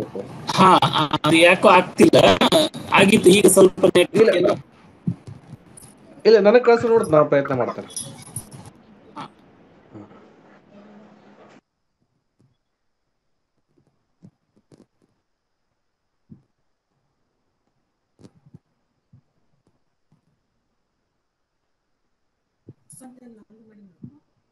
ಆದಾಗ ಸ್ವಲ್ಪ ಹೇಳಿ ಸರ್, ಅಷ್ಟೊತ್ತಿಗೆ ನಾನು ಇದನ್ನು ಮುಂದುವರಿಸ್ತೇನೆ. ಈಗ ಈ ಹಾರೀತಿ ಅಂತ ಹೇಳಿದ್ರೆ, ಹಾರೀತಿ ನಮ್ಗೆ ಯಾಕೆ ಮುಖ್ಯ ಅಂತಂದ್ರೆ, ಆಕೆಯ ಶಿಲ್ಪಗಳು ಕರ್ನಾಟಕ ಹಾಗೂ ಮಹಾರಾಷ್ಟ್ರಗಳಲ್ಲಿ ಅನೇಕ ಕಡೆಗಳಲ್ಲಿ ಪತ್ತೆ ಆಗಿದ್ದಾವೆ. ಹಾರೀತಿಯ ಸ್ವರೂಪದ ಒಬ್ಬ ದೇವತೆಯ ಆರಾಧನೆ ಕರ್ನಾಟಕದಲ್ಲಿ, ತೆಲಂಗಾಣದಲ್ಲಿ ಮತ್ತು ಆಂಧ್ರದಲ್ಲಿ ನಡೀತದೆ. ಸೊ ಈ ಎರಡರಲ್ಲೂ ಇರುವಂತ ಒಂದು ಸಮಾನತೆಯ ಕಾರಣದಿಂದಾಗಿ ನಮ್ಗೆ ಈ ಶಿಲ್ಪಗಳು ಸ್ವಲ್ಪ ಮುಖ್ಯ ಆಗ್ತವೆ. ಹೀಗೆ ಇಲ್ಲಿ ಸ್ಥಳೀಯವಾಗಿ ಆರಾಧನೆ ಆಗುವಂತ ದೇವತೆಯನ್ನ ಪಾಲಕಮ್ಮ ಅಂತ ಕರೀತಾರೆ. ಹಿಂದೆ ಈ ಒಮ್ಮೊಮ್ಮೆ ಹಾರೀತಿಯ ಶಿಲ್ಪಗಳು ಪತ್ತೆ ಆದಾಗ ವಿದ್ವಾಂಸರು ಅದನ್ನ ಪಾಲಕಮ್ಮನ ಶಿಲ್ಪ ಅಂತ ತಿಳ್ಕೊಂಡಿದ್ರು. ಜೊತೆಗೆ ಈ ಸಾತವಾಹನರ ಕಾಲದಿಂದಲೇ ನಮ್ಮ ಅನೇಕ ಅರಸು ಮನೆತನಗಳಲ್ಲಿ ಅರಸುಗಳಿಗೆ ಈ ಹಾರೀತಿ ಪುತ್ರ ಅನ್ನುವಂತ ಬಿರುದು ಕಂಡು ಬರ್ತದೆ. ಚುಟುಗಳಲ್ಲಿದೆ, ಈ ಕದಂಬರಲ್ಲಿ ಬಿರುದು ಬರ್ತದೆ. ಬಾದಾಮಿ ಚಾಳುಕ್ಯರು ತಮ್ಮನ್ನ ಹಾರೀತಿ ಪುತ್ರ ಅಂತಾನೆ ಬಣ್ಣಿಸ್ಕೊಂಡಿದ್ದಾರೆ. ಬಹುಶಃ ಈ ಕರ್ನಾಟಕ, ಮಹಾರಾಷ್ಟ್ರ ಮುಂತಾದಲ್ಲಿ ಹಾರೀತಿ ಅನ್ನೋದು ಕೇವಲ ಬೌದ್ಧರಿಗಷ್ಟೇ ಸೀಮಿತವಾದ ಓರ್ವ ದೇವತೆ ಆಗಿರ್ಲಿಲ್ಲ ಅನ್ನೋದರ ಒಂದು ಸೂಚನೆ ಇದಾಗಿರ್ಬೋದು. ಹಾರೀತಿ ಅಂದ್ರೆ ಒಬ್ಬ ಕ್ಷುದ್ರ ದೇವತೆ ಅಂತ ಪ್ರತೀತಿ, ಕಳ್ಳತನದ ಅಥವಾ ಚೌರ್ಯದ ದೇವತೆ ಆಕೆ. ಆದ್ರೆ ಈ ವಿಚಾರ ಬಹುತೇಕ ಅಶಿಕ್ಷಿತರೇ ಆಗಿರುವಂತ ಒಂದು ಜನಾಂಗದವರಿಗೆ ಗೊತ್ತಿರ್ಬೇಕಾಗಿಲ್ಲ. ಈಗ ಬೌದ್ಧರ ಒಂದು ಕಾಸ್ಮಾಲಜಿಯಲ್ಲಿ ಈ ತರದ ಸ್ವರೂಪವನ್ನ ಪಡ್ಕೊಂಡಿದ್ದಾಳೆ ಆಕೆ. ಅದು ಈ ಸಂಸ್ಕೃತ ಮತ್ತು ಈ ಪಾಲಿ ಭಾಷೆಗಳಲ್ಲಿರುವಂತ ಈ ಕಾಸ್ಮಾಲಜಿಯ ಒಂದು ಸ್ಪಷ್ಟವಾದ ಪರಿಕಲ್ಪನೆ ಸ್ಥಳೀಯ ಜನಾಂಗಗಳಿಗೆ ಇರೋ ಅಗತ್ಯ ಇಲ್ಲ. ಅವರಿಗೆ ಈಕೆ ಬೇರೆನೆ ಮಹತ್ವ, ಈಕೆ ಬಗ್ಗೆ ಇರುವಂತ ಮಹತ್ವವೇ ಬೇರೆನೆ ಅರ್ಥಗಳನ್ನ ಹೊರಡಿಸುವ ಒಬ್ಬ ದೇವತೆಯಾಗಿ ಆಕೆ ಮೂಡು ಬಂದಿರ್ತಾಳೆ. ಈಗ ಹಾರೀತಿಯ ಜೊತೆ ಒಬ್ಬ ಮಗು ಇರ್ತದೆ ಅಂತ ಈಗಾಗ್ಲೇ ಹೇಳದ್ನಲ್ಲ. ಬಹುಶಃ ಆ ಕಾರಣದಿಂದಲೋ ಏನೋ ಈಕೆ ಈ ಪಾಲನೆಯ ದೇವತೆ ಅನ್ನುವಂತ ಒಂದು ಒಂದು ಒಂದು ಪರಿಕಲ್ಪನೆ ಹುಟ್ಕೊಂಡಿರ್ಬೋದು. ಹೀಗಾಗಿ ಬೌದ್ಧ ಧರ್ಮದ ಪ್ರಭಾವ ಕೊನೆಗೊಂಡ ನಂತರ ಆಕೆಯನ್ನ, ಅಂದ್ರೆ ಹಾರೀತಿಯನ್ನ, ಸ್ಥಳೀಯರು ಪಾಲಕಮ್ಮ ಅನ್ನೋ ಹೆಸರಲ್ಲಿ ಪೂಜೆ ಮಾಡ್ತಿದ್ರು ಅಂತ ಸ್ವಲ್ಪ ಸಮಂಜಸವಾಗೇನೆ ಊಹೆ ಮಾಡ್ಬೋದು ಅಂತ ನನಗನ್ನಿಸ್ತದೆ. ಅದೊಂದು ಅಚಾತುರ್ಯವಾದ ಊಹೆ ಆಗಿರ್ಲಿಕ್ಕೆ ಸಾಧ್ಯತೆ ಇಲ್ಲ ಅಂತ ನನ್ನ ಒಂದು ಧೋರಣೆ. ಈಗ ಈ ಧವಳಿಕರ್ ಅವರು ಮಹಾರಾಷ್ಟ್ರದ ಈ ವಾರ್ಲಿ ಅನ್ನೋ ಬುಡಕಟ್ಟು ಜನಾಂಗದ ಒಬ್ಬ ಹೆಣ್ಣು ದೇವತೆಯ ಬಗ್ಗೆನೂ ಕೆಲವು ಮಾತುಗಳನ್ನ ಆಡ್ತಾರೆ. ಆಕೆ ಹೆಸರು ಪಾಲ್ಘಾಟ್ ಅಂತ. ಪಾಲ್ಘಾಟ್. ಈಗ ಈ ವಾರ್ಲಿ ಪರಿಕಲ್ಪನೆಯಲ್ಲಿ ಆಕೆ ಲಜ್ಜಾ ಗೌರಿ ಅಥವಾ ಹಾರೀತಿ ತರದಲ್ಲೇನೆ 2 ಕಾಲುಗಳನ್ನ ಅಗಲವಾಗಿಟ್ಟು ನಿಂತಿರುವಂತ ಒಬ್ಬ ದೇವತೆ. ಆಕೆಗೂ ತಲೆ ಇಲ್ಲ ಅನ್ನೋ ಪ್ರತೀತಿ ಇದೆ. ವಾರ್ಲಿ ಚಿತ್ರಗಳಲ್ಲಿ ಆಕೆಯ 2 ರೂಪಗಳನ್ನು ಕಾಣ್ತೀವಿ. ಒಂದು ಶಿರರಹಿತವಾದ್ದು, ಇನ್ನೊಂದು ಶಿರ ಸಹಿತವಾದ್ದು, ಅದರ ಚಿತ್ರಗಳು ಇದ್ವು ಇಲ್ಲಿ. ಆ ಯಾಕೆ ಲೋಡ್ ಆಗ್ತಾ ಇಲ್ಲ ಕಾಣ್ತದೆ ಚಿತ್ರ ಅದು. ಈಗ ಈ ಪಾಲಕಮ್ಮ ಅನ್ನೋ ದೇವತೆ ಬೌದ್ಧರ ಹಾರೀತಿಯ ಮುಂದುವರಿಕೆ ಇರಬಹುದು ಅಂತ ಆಗ್ಲೇ ಹೇಳಿದೆ. ಈಗ ಪಾಲ್ಘಾಟ್ ಕೂಡ ಇದೇ ಮೂಲದಿಂದ ಬಂದಿರುವಂತ ಒಬ್ಬ ದೇವತೆ ಅಂತ ಬೇಕಾದ್ರೆ ತರ್ಕಿಸ್ಬೋದು. ಆದ್ರೂನು ಅನೇಕ ಸಂದರ್ಭಗಳಲ್ಲಿ ಆಕೆಯನ್ನ ತಲೆ ಇಲ್ಲದ ದೇವತೆಯಾಗಿ ಚಿತ್ರಿಸಿರೋದು ಸ್ವಲ್ಪ ಒಂದು ಒಂದು ಗೊಂದಲವನ್ನು ಉಂಟು ಮಾಡ್ತದೆ. ಯಾಕೆಂದ್ರೆ ಅಲ್ಲಿ ನಾವು ಕಾಣೋದು ಲಜ್ಜಾ ಗೌರಿ ಜೊತೆಗಿನ ಸಂಬಂಧ, ಆ ರೀತಿಯ ಮುಂದುವರಿಕೆ ಅಥವಾ ಮರುರೂಪ ಅಲ್ಲ. ಇನ್ನು ಲಜ್ಜಾ ಗೌರಿಗೆ ತಲೆ ಇರೋದಿಲ್ಲ. ಅದೇ ತರದಲ್ಲಿ ಅಲ್ಲಿ ಅದರ ಚಿತ್ರಣ ಆಗಿದೆ ಪಾಲ್ಘಾಟ್ ಅನ್ನೋ ದೇವತೆ. ಸೊ ಈ ಪಾಲ್ಘಾಟ್ ಅನ್ನ ಪಕ್ಕಕ್ಕಿಟ್ಟು ಕೇವಲ ಪಾಲಕಮ್ಮನ್ನ ನೋಡಿದಾಗ ಆಕೆ ಮೂಲತಃ ಆ ರೀತಿ ಆಗಿದ್ಲು ಅಂತದ್ದು ಸ್ಪಷ್ಟವಾಗ್ತದೆ. ಅಲ್ಲೂನುವೆ ಈ ಲಜ್ಜಾ ಗೌರಿ ಯಾರು ಅನ್ನೋ ಪ್ರಶ್ನೆ ಆಗೇನೆ ಉಳಿತದೆ. ಯಾಕೆ ಅಂತ ಶಿಲ್ಪಗಳು ಸುಮಾರು 9ನೇ ಶತಮಾನದ ನಂತರದಲ್ಲಿ ಕಾಣೋದಿಲ್ಲ ಅನ್ನೋದು ಒಂಥರ ಕಗ್ಗಂಟಾದ ಒಂದು ಪ್ರಶ್ನೆ ಆಗೇನೆ ಉಳಿತದೆ. ಇಲ್ಲಿ ನಾವು ಸ್ವಾರಸ್ಯಕರವಾದ ಒಂದು ಸಂಗತಿಯನ್ನ ಗಮನಿಸ್ಬೇಕು. ಲಜ್ಜಾ ಗೌರಿ ಶಿರವಿಹಿತಳಾದ ದೇವತೆ, ತಲೆ ಇಲ್ಲ ಆಕೆಗೆ. ಆಕೆಯ ಶಿಲ್ಪಗಳ ನಿರ್ಮಾಣ ಕೈಗೊಂಡು ಅನೇಕ ಶತಮಾನಗಳ ನಂತರ ಕರ್ನಾಟಕದಲ್ಲಿ ಮತ್ತೊಂದು ಹೆಣ್ಣು ದೇವತೆಯ ಆರಾಧನೆ ಉಲ್ಲೇಖ ಅಲ್ಲಿ ಇಲ್ಲಿ ಕಾಣೋದಕ್ಕೆ ಶುರುವಾಗ್ತದೆ. ಅದೇ ನಮ್ಮ ಯಲ್ಲಮ್ಮ. ಆಕೆಯ ಪ್ರಮುಖವಾದ ಕೇಂದ್ರ ಅನ್ನೋದು ಸವದತ್ತಿ, ನಮ್ಗೆಲ್ಲ ಗೊತ್ತಿರುವಂತ ವಿಚಾರ. ಅಲ್ಲಿನ ದೇವಾಲಯ ಸುಮಾರು 16ನೇ ಶತಮಾನದ ಆರಂಭದಲ್ಲಿ ನಿರ್ಮಾಣ ಆದದ್ದು. ಈಗ ಯಲ್ಲಮ್ಮನ ಐತಿಹಾಸಿಕ ಮೂಲಗಳ ಬಗ್ಗೆ ನಮ್ಗೆ ಏನು ತಿಳಿದಿಲ್ಲ. ಈಗ ಹಲವಾರು ದಂತಕಥೆಗಳಿವೆ, ಪುರಾಣಗಳಿವೆ, ವಿದ್ವಾಂಸರು ಮಂಡಿಸಿರುವಂತ ಕೆಲವಾರು ಊಹೆಗಳಿವೆ. ಇವುಗಳನ್ನ ಬಿಟ್ರೆ ನಮಗೆ ಗೊತ್ತಿರೋದು ಬಹಳ ಕಡಿಮೆ. ಈಗ ಈ ಬೆಂಗಳೂರಿನ ಯಲಚೇನಹಳ್ಳಿಯಲ್ಲಿ ಒಂದು ಯಲ್ಲಮ್ಮನ ಗುಡಿ ಇದೆ. ಅಲ್ಲಿ 2018ರಲ್ಲಿ ಒಂದು ಶಾಸನ ಪತ್ತೆ ಆಯ್ತು. ಇದು ಕ್ರಿಸ್ತಶಕ 1402ರ ಶಾಸನ, 600 ವರ್ಷಕ್ಕಿಂತ ಹಳೆಯದು. ಅದರಲ್ಲಿ ಯಲ್ಲಮ್ಮನ ಉಲ್ಲೇಖ ಇಲ್ಲ. ಆದ್ರೆ ಅದರಲ್ಲಿ ಊರ ಹೆಸರು ಏಲಜೀಯರಹಳ್ಳಿ ಅಂತ ಬರ್ತದೆ. ಅದೇ ಮುಂದೆ ಯಲಚೇನಹಳ್ಳಿ ಆಗಿರ್ಬೋದು. ಏಲಜೀಯರಹಳ್ಳಿ ಅನ್ನೋದರ ಒಂದು ಪರಿವರ್ತಿತವಾದ ರೂಪ ಅದು ಯಲಚೇನಹಳ್ಳಿ. ಶಾಸನ ಈಗ ಯಲ್ಲಮ್ಮನ ಗುಡಿಯಲ್ಲಿದೆ. ಆದ್ರೆ ಅದು ಪತ್ತೆ ಆದದ್ದು ಅಲ್ಲಿಂದ ಸಾಕಷ್ಟು ದೂರದಲ್ಲಿ. ಈಗ ಅದನ್ನ ದೇವಾಲಯದಲ್ಲಿ ತಂದಿಟ್ಟಿದ್ದಾರೆ. ಹೀಗಾಗಿ ಆ ದೇವಾಲಯ ಅಥವಾ ದೇವತೆಗೂ ಈ ಶಾಸನಕ್ಕೂ ಏನು ಸಂಬಂಧ ಇದ್ದಂಗೆ ಕಾಣೋದಿಲ್ಲ. ಆದ್ರೆ ಏಲಜೀಯರಹಳ್ಳಿ ಅನ್ನೋ ಊರಲ್ಲಿ ಯಲ್ಲಮ್ಮನ ಗುಡಿ ಇದೆ ಅನ್ನೋದು ವಿಶೇಷ. ಈ ಏಲಜೀಯ ಅನ್ನೋದು ಈ ಒಂದು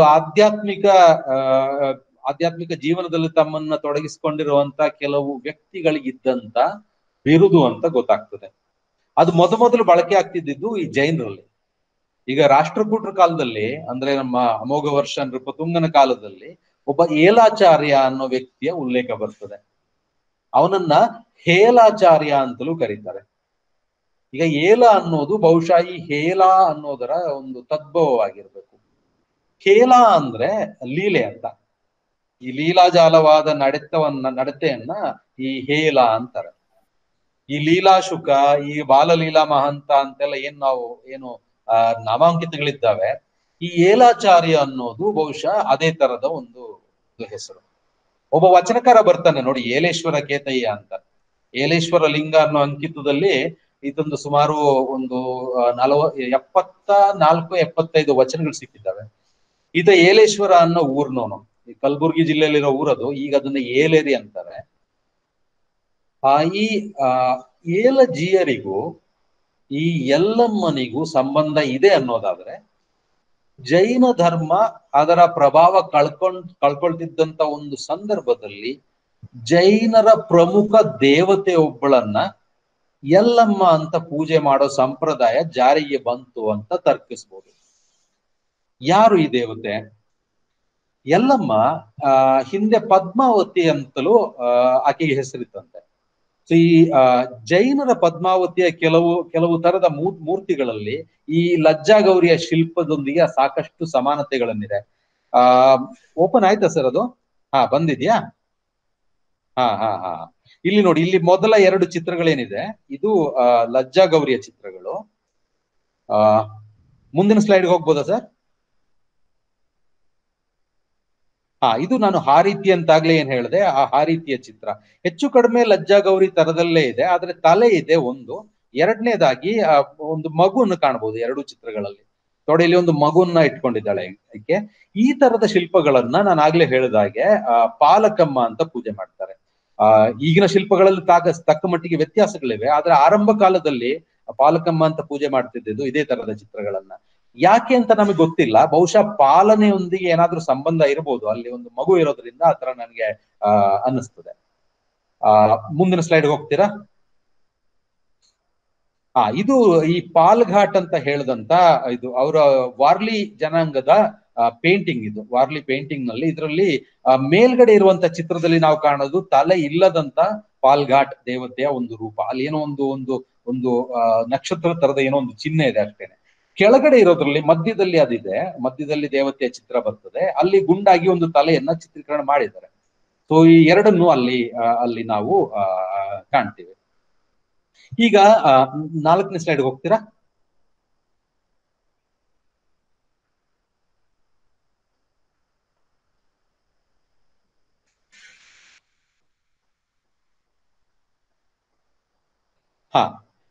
ಇದು ಪದ್ಮಾವತಿಯ ಒಂದು ಲೋಹದ ಶಿಲ್ಪ ಅನ್ಸುತ್ತೆ. ಅದ್ರ ಪಕ್ಕದಲ್ಲಿರೋದು ನಂಬರ್ 8, ಇದು 7ನೇ ಸಂಖ್ಯೆದು. 8ನೇದು ಇದು ಒಂದು ಕಲ್ಲಿನ ಮೂರ್ತಿ.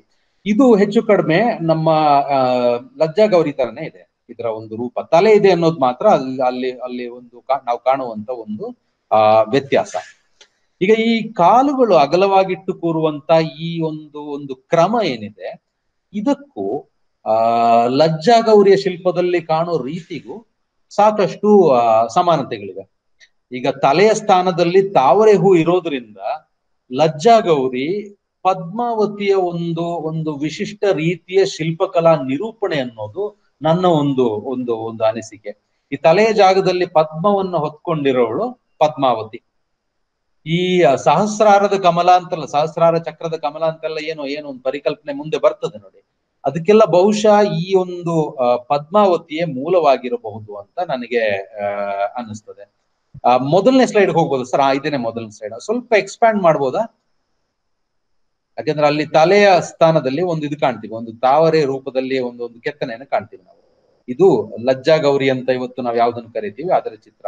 2ನೇ ಚಿತ್ರದಲ್ಲಿ ಇನ್ನಷ್ಟು ಸ್ಪಷ್ಟ ಆಗ್ಬೋದೇನೋ. 2ನೇ ಚಿತ್ರಕ್ಕೆ ಬರ್ತೀರಾ? ಇದು ಇಲ್ಲಿ ಆ ತಾವರೆ ಬಹಳ ಸ್ಪಷ್ಟವಾಗಿ ಕಾಣ್ತದೆ ನೋಡಿ.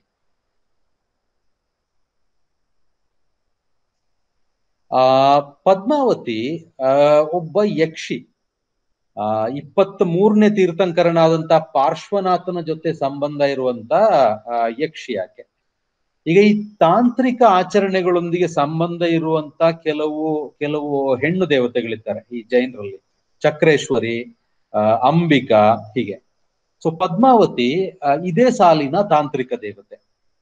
ಈಗ ತಾಂತ್ರಿಕ ಆಚರಣೆಗಳಲ್ಲಿ ಆಕೆಯ ಪೂಜೆಗೆ ಬಳಕೆ ಆಗ್ತಿದ್ದಂತ ಮೂರ್ತಿಗಳೇನೆ ಈಗ ಲಜ್ಜಾ ಗೌರಿ ಅಂತ ನಾವು ಕರೆಯುವಂತ ಶಿಲ್ಪಗಳು ಅಂತ ಕಾಣ್ತದೆ. ಇವು ಗುಪ್ತವಾದ ಆಚರಣೆಗಳು. ಆದ್ರಿಂದಲೇ ಜೈನರ ಬಸದಿಗಳಲ್ಲಿ ಲಜ್ಜಾ ಗೌರಿ ಅಂತ ನಾವು ಯಾವ್ದನ್ನ ಕರಿತೀವಿ ಆ ತರದ ಮೂರ್ತಿಗಳನ್ನ ನಾವು ಕಾಣೋದಿಲ್ಲ. ಪದ್ಮಾವತಿಯ ಮೂರ್ತಿಗಳು ಬರ್ತವೆ ಅದರಲ್ಲಿ. ಈಗ ನಾನು 2 ಶಿಲ್ಪಗಳು ತೋರಿಸಿದ್ನಲ್ಲ ಪದ್ಮಾವತಿ ಅಂತ, ಅವೆರಡೂ ದೇವಾಲಯದಲ್ಲಿ ಪತ್ತೆ ಆದಂತ ಶಿಲ್ಪಗಳು. ಆದ್ರೆ ಈ ಯಲ್ಲಮ್ಮನಲ್ಲಿ ಒಂದು ಪಲ್ಲಟ ನಡೀತದೆ. ಯಾವುದು ಪದ್ಮಾವತಿ ಆಚರಣೆಯಲ್ಲಿ ಗುಪ್ತವಾಗಿತ್ತು ಅಂತ ನಾವು ಊಹೆ ಮಾಡಿದ್ದೀವೋ ಅದು ಪ್ರಕಟವಾಗ್ತದೆ, ಹೆಚ್ಚು ಪ್ರಕಟವಾಗ್ಬಿಡ್ತದೆ. ಬತ್ತಲೆ ಪೂಜೆ, ಬತ್ತಲೆ ಆಚರಣೆಗಳು ಇವು ಗೋಪ್ಯವಲ್ಲದೆ ಮುಚ್ಚುಮರೆ ಇಲ್ಲದೇನೆ ನಡೀತದೆ. ಹಾಗೇನೆ ಸಾಂಕೇತಿಕವಾಗಿ ಅಂದ್ರೆ ಈ ಪಲ್ಲಟದ ಒಂದು ಪ್ರತೀಕ ಅನ್ನೋ ಹಾಗೆ ಯಲ್ಲಮ್ಮನ ಮೂರ್ತಿಯಲ್ಲಿ ಒಡಲು ಕಾಣೋದಿಲ್ಲ, ತಲೆ ಮಾತ್ರ ಬರ್ತದೆ. ಕೊನೆ ಸ್ಲೈಡ್ ಬರ್ತೀರಾ ಸ್ವಲ್ಪ? ಕೊನೆಯ 2 ಸ್ಲೈಡ್ಗಳು ನೋಡಿ. ಇದು ಯಲ್ಲಮ್ಮ. ಸೊ ಒಡಲಿಗೆ ಬದಲು ಅಲ್ಲಿ ತಲೆ ಮಾತ್ರ ಇದೆ. ಸೊ ಅಲ್ಲಿ ಯಾವುದು ಗುಪ್ತವಾಗಿತ್ತು ಅದು ಪ್ರಕಟವಾಗ್ತದೆ ಅಂತ ಹೇಳೋ ಹಾಗೆ ಆ ಪಲ್ಲಟದ ಹಾಗೇನೆ ಇಲ್ಲೂ ಈ ತರದ ಒಂದು ಪಲ್ಲಟ ಆಗ್ತದೆ. ಒಡಲಿನ ಒಂದು ಇದು ಬಿಟ್ಟು ತಲೆಯ ಒಂದು ಚಿತ್ರೀಕರಣ ಅಲ್ಲಿ ನಡೀತದೆ. ಸೊ ಈ ಲಜ್ಜಾಗೌರಿಯ ಈ ಒಂದು ಆರಾಧನೆನೆ ಮುಂದೆ ಯಲ್ಲಮ್ಮನ ಆರಾಧನೆಯಾಗಿ ಪರಿವರ್ತನೆ ಹೊಂದ್ಕೊಳ್ತದೆ ಅನ್ನೋದಕ್ಕೆ ಏನಾದ್ರೂ ಸೂಚನೆಗಳಿವೆಯಾ ಅನ್ನೋದು ಮುಂದಿನ ಪ್ರಶ್ನೆ. ಅಂತ ಸೂಚನೆ ನಮ್ಗೆ ತೆಲಂಗಾಣದಲ್ಲಿ ಸಿಗ್ತದೆ. ಅಲ್ಲಿನ ಆಲಂಪುರ್ ಅನ್ನೋ ಊರಲ್ಲಿ ಕ್ರಿಸ್ತ ಶಕ ಒಂದು 7ನೇ ಶತಮಾನದ ಅಂದ್ರೆ ನಮ್ಮ ಈ ಬಾದಾಮಿ ಚಾಳುಕ್ಯರ ಕಾಲದ 2 ಲಜ್ಜಾಗೌರಿ ಶಿಲ್ಪಗಳಿವೆ. ಹಾಗೇನೆ ಒಂದು 8 ಅಥವಾ 9ನೇ ಶತಮಾನದ ಇನ್ನೊಂದು ಲಜ್ಜಾಗೌರಿಯ ಶಿಲ್ಪನು ಅದೇ ಊರಲ್ಲಿ ಸಿಗ್ತದೆ. ಈ ಶಿಲ್ಪ ಅಂದ್ರೆ ಈ 3ನೇ ಶಿಲ್ಪದ ಪೂಜೆ ಇವತ್ತಿಗೂ ನಡೀತಿದೆ. ಅಲ್ಲಿನ ಈ ಅಲಂಪುರ್ನ ಒಂದು ಸ್ಥಳ ಪುರಾಣದ ಪ್ರಕಾರ ಈಕೆ ರೇಣುಕ, ಜಮದಗ್ನಿಯ ಪತ್ನಿ, ಅಂದ್ರೆ ಪರಶುರಾಮನ ತಾಯಿ. ಸೊ ತಂದೆ ಮಾತಿಗೆ ಪರಶುರಾಮ ತಾಯಿಯ ಕುತ್ತಿಗೆಯನ್ನ ಕಡಿದು ಹಾಕ್ತಾನೆ ಅಂತ ಈ ಸ್ಥಳ ಪುರಾಣದಲ್ಲಿ ಹೇಳ್ತಾರೆ. ಸೊ ಯಲ್ಲಮ್ಮನ ಬಗ್ಗೆ ಇರೋ ದಂತಕಥೆಗಳಲ್ಲೂ ಇದೇ ವೃತ್ತಾಂತ ಬರ್ತದೆ ಅನ್ನೋದ್ರಿಂದ ಈ ಲಜ್ಜಾಗೌರಿಯ ಒಂದು ಮುಂದುವರಿಕೆನೆ ಈ ಯಲ್ಲಮ್ಮನ ಸಂಪ್ರದಾಯ ಅಂತ ತರ್ಕಿಸಬಹುದು. ಸೊ ಈ ಲಜ್ಜಾಗೌರಿ ಯಲ್ಲಮ್ಮ ಆದ್ಲು ಅನ್ನೋದನ್ನ ಢೇರೆ ಅವರು ಹೇಳ್ತಾರೆ. ಧವಳಿಕರ್ ಅವರ ಪ್ರಕಾರ ಇದು ಅನಂತರದ ಶತಮಾನಗಳಲ್ಲಿ ಹುಟ್ಟುಕೊಂಡಂತ ಒಂದು ದಂತಕಥೆ. ಆದ್ರೆ ಈ ಲಜ್ಜಾಗೌರಿ ಅಲ್ಲ, ಆಕೆ ತಾಂತ್ರಿಕ ಆಚರಣೆಗಳಲ್ಲಿ ಜೈನರಲ್ಲಿ ಬಳಕೆ ಆಗ್ತಿದ್ದಂತ ಪದ್ಮಾವತಿ ಅನ್ನೋದು ನಮ್ಮ ಊಹೆ. ಈಗ ಈ ಜೈನರ ಪ್ರಭಾವ ಕಡಿಮೆಯಾಗಿ ಈ ವೈಷ್ಣವ ಧರ್ಮ ಹೆಚ್ಚು ಪ್ರಭಾವಕ್ಕೆ ಬಂದಂತ ಹಾಗೆ ಪದ್ಮಾವತಿ ರೂಪಾಂತರಗೊಂಡು ಅಲಮೇಲು ಅಥವಾ ಅಲಮೇಲು ಮಂಗ ಅನ್ನೋ ದೇವತೆ ಆಗಿ ಮಾರ್ಪಾಟ್ ಹೊಂದ್ಕೊಳ್ತಾಳೆ. ಈಕೆ ತಿರುಪತಿ ವೆಂಕಟೇಶ್ವರನ ಪತ್ನಿ ಅಂತ ಪ್ರತೀತಿ. ಈ ಅಲಮೇಲುವಿಗೂನು ಯಲ್ಲಮ್ಮನಿಗೂ ಏನಾದ್ರೂ ಸಂಬಂಧ ಇದೆಯಾ ಅನ್ನೋದು ಕುತೂಹಲ ಉಂಟು ಮಾಡುವಂತ ಒಂದು ಪ್ರಶ್ನೆ. ಅದರ ಬಗ್ಗೆ ಸಾಕಷ್ಟು ಸಂಶೋಧನೆಗಳು ನಡಿಬೇಕಾಗಿದೆ. ಸೊ ಇವತ್ತು ನಾನು ಏನು ವಿಚಾರಗಳನ್ನ ನಿಮ್ ಜೊತೆ ಹಂಚ್ಕೊಂಡಿದ್ದೇನೆ, ಇವು ಈಗಾಗ್ಲೇ ಹೇಳಿದಾಗೆ ಸ್ಪಷ್ಟವಾದ ನಿಲುವುಗಳು ಅಂತ ತಿಳ್ಕೊಬಾರ್ದು ಅಂತ ನನ್ನ ಒಂದು ವಿನಂತಿ. ಇವು ಕೇವಲ ಅಭಿಪ್ರಾಯಗಳು. ಲಜ್ಜಾಗೌರಿಯ ಶಿಲ್ಪಗಳು ವಾಸ್ತವದಲ್ಲಿ ಶಾಕಂಬರಿಯ ಶಿಲ್ಪಗಳು ಅಂತ ಧವಳಿಕರ್ ಅವರು ಹೇಳಿದ್ರು. ಅದು ಒಪ್ಕೊಳ್ಳೋದಕ್ಕೆ ನಮ್ಮ ಬಳಿ ಸದ್ಯಕ್ಕೆ ಯಾವುದೇ ಒಂದು ನಿರ್ದಿಷ್ಟವಾದ ಪುರಾವೆಗಳು ಇಲ್ಲ ಅನ್ನೋದ್ರ ಬಗ್ಗೆ ಯಾವುದೇ ಒಂದು ತರ್ಕ ಇಲ್ಲ.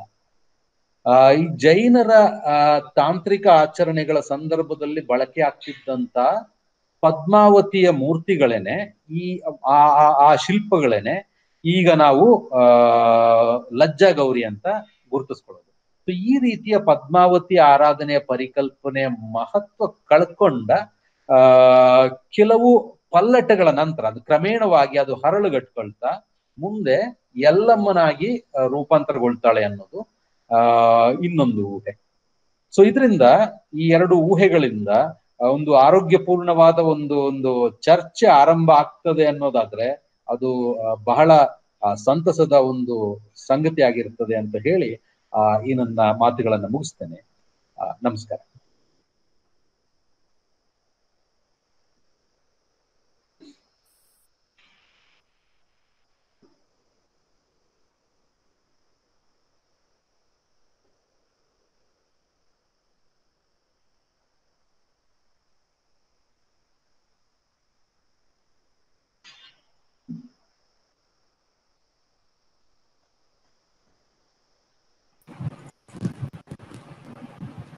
Sir Gundurao sir.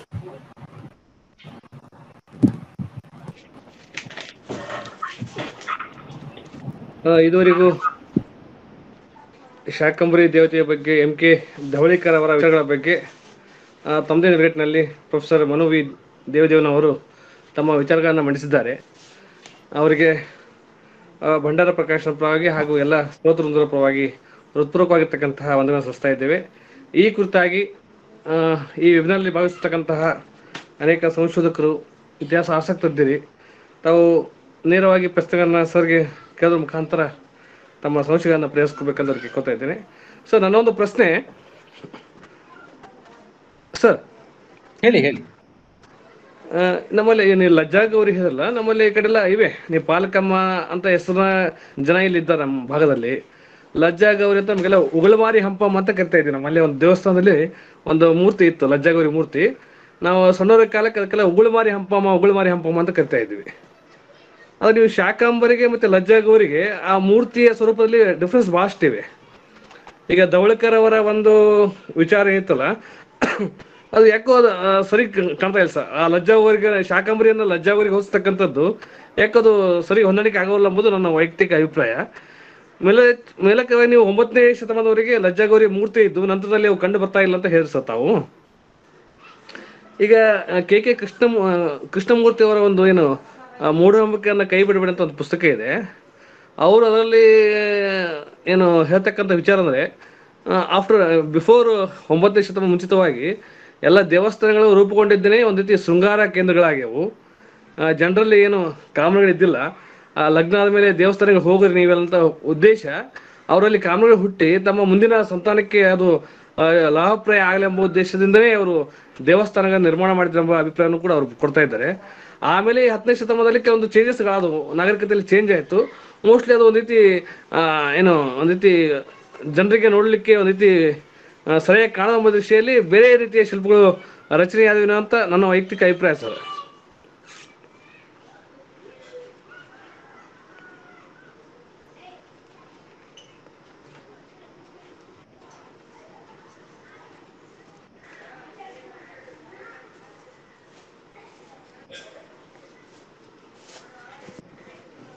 ಹಲೋ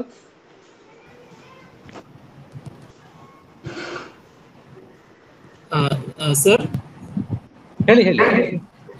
ಅಲ್ಲ, ಅದಕ್ಕೆ ಪ್ರತಿಕ್ರಿಯಿಸ್ತೀರಾ ಸರ್ ಗುಂಡೂರಾವ್ ಅವ್ರ ಬಗ್ಗೆ? ಅಲ್ಲ, ಅವ್ರು ಹೇಳಿದ ಒಂದು ಮಾತು, ಇದು ಶಾಕಂಬರಿಗೂ ಲಜ್ಜಾಗೌರಿಯ ಒಂದು ಶಿಲ್ಪದಲ್ಲಿ ಸಾಕಷ್ಟು ವ್ಯತ್ಯಾಸ ಇದೆ ಅಂತ. ಶಾಕಂಬರಿಯ ಆ ಕಾಲದ ಶಿಲ್ಪಗಳ ಬಗ್ಗೆ ನನಗೆ ಅಷ್ಟೊಂದು ಅರಿವಿಲ್ಲ, ಯಾಕೆಂದ್ರೆ ಆ ತರದ ಶಿಲ್ಪಗಳು ಇದ್ವು ಅಂತ ಕಾಣ್ತಾ ಇಲ್ಲ. ಈ ಬಾದಾಮಿ ಚಾಳುಕ್ಯರ ಅಥವಾ ರಾಷ್ಟ್ರಕೂಟರ ಕಾಲದಲ್ಲಿ ಆ ತರದ ಯಾವುದೇ ಶಿಲ್ಪಗಳು ನಾವು ಕಾಣೋದಿಲ್ಲ. ಸೊ ಶಾಕಂಬರಿ ಆರಾಧನೆ ನಂತರ ಶುರು ಆಗ್ತದೆ ಅಂತ ನನ್ನ ಒಂದು ಅನಿಸಿಕೆ. ಅವೆರಡು ಭಿನ್ನ ಅಂತಾನೆ ನನ್ನ ಒಂದು ವಾದ ಕೂಡ. ಯಾಕೆಂದ್ರೆ ಅವರು ಕೊಟ್ಟಿರುವ ಪುರಾವೆ ಈ ಸ್ಕಂದ ಪುರಾಣದ ಬಹಳ ಸಣ್ಣ ಒಂದು ಶ್ಲೋಕದಿಂದ ಅವರು ಕೊಟ್ಟಿದ್ದಾರೆ. ಶಾಕಂಬರಿಯನ್ನ ಚಿನ್ನಮಸ್ತ ಅಂತ ಕರೆದಿದ್ದಾರೆ ಅಂತ ಅವರಲ್ಲಿ ಬಹುಶಃ ತಪ್ಪು ತಿಳ್ಕೊಂಡಿದ್ದಾರೆ. ಆತರ ಇಲ್ಲ ಅಂತ, ಅದೊಂದು ಬಿಟ್ರೆ ಬೇರೆ ಆತರ ಯಾವುದೇ ಒಂದು ಪುರಾವೆ ಇಲ್ಲ. ಎರಡು ಮಾತುಗಳು ಇಲ್ಲಿ ಸ್ಪಷ್ಟ. ಒಂದು, ಅಲ್ಲಿ ಶಾಕಂಬರಿ ಆರಾಧನೆ ಇತ್ತು, ಅದು ಬಾದಾಮಿ ಚಾಳುಕ್ಯರ ಅಥವಾ ರಾಷ್ಟ್ರಕೂಟರ ಕಾಲದಲ್ಲಿ ಇಲ್ದಿದ್ದಿರ್ಬೋದು, ನಂತರ ಆರಂಭ ಆಗಿರ್ಬೋದು. ಯಾಕಂದ್ರೆ ಈಗ ಅಲ್ಲಿ ಶಾಕಂಬರಿ ಪೀಠ ಇದೆ, ಚೊಳಚಗುಡ್ಡದಲ್ಲಿ ಪೀಠ ಇದೆ. ಅಲ್ಲಿ ಲಜ್ಜಾಗೌರಿ ಅಂತ ಇವತ್ತು ಯಾವ್ದನ್ನ ನಾವು ಕರಿತೀವಿ ಅದರ ಆರಾಧನೆ ಕೂಡ ಇತ್ತು. ಇವೆರಡು ಒಂದೇ ಇರಬಹುದು ಅನ್ನೋ ಊಹೆಯಿಂದ ಅವರು ಧವಳಿಕರ್ ಅದನ್ನ ತಮ್ಮ ವಾದವನ್ನ ಮಂಡಿಸಿದ್ದಾರೆ. ಆತರ ಊಹೆ ಮಾಡುವಂತ ಅಗತ್ಯ ಇಲ್ಲ ಅಂತ ನಾನು ಹೇಳೋದು. ಯಾಕಂದ್ರೆ ಎರಡು ಭಿನ್ನವಾದ ದೇವತೆಗಳು ಒಂದೇ ಕಡೆಯಲ್ಲಿ ಇದ್ದಿರ್ಬೋದು, ಒಂದೇ ಕಡೆಯಲ್ಲಿರುವಂತ ಜನಗಳು ಎರಡು ಬೇರೆ ಬೇರೆ ತರಹದ ದೇವತೆಗಳ ಆರಾಧನೆಯನ್ನು ಕೈಗೊಂಡಿರ್ಬೋದು.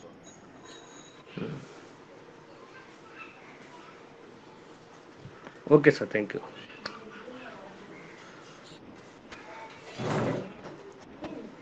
ಸರ್, ಈ ವೆಬಿನಾರ್ನಲ್ಲಿ ಪಾಲ್ಗೊಂಡಂತಹ ಅನೇಕ ಸ್ನೇಹಿತರು, ಹಿರಿಯರು, ಇತಿಹಾಸ ಉಪನ್ಯಾಸಕರಿದ್ದೀರಿ. ತಮ್ಮ ಸಂಶಯಗಳನ್ನ ಸರ್ ಜೊತೆ ನೇರವಾಗಿ ಮಾತಾಡೋದ್ರ ಮುಖಾಂತರ ಅಥವಾ ಚಾಟ್ ಬಾಕ್ಸ್ನಲ್ಲಿ ವಿಷಯವನ್ನು ಹಾಕೋದ್ರ ಮುಖಾಂತರ ಕೇಳ್ಬೋದು ಸರ್.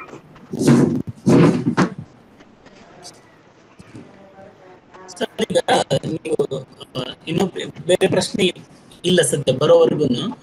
ಈಗ ಆಲಂಪುರದ ಒಂದು ಉದಾಹರಣೆಯನ್ನ ತಗೋತೀರಿ, ಆಮೇಲೆ ಅಲ್ಲಿಂದ ಅಲಮೇಲು ಅಂತ ಅನ್ನೋದನ್ನ ಹೇಳ್ತೀರಿ.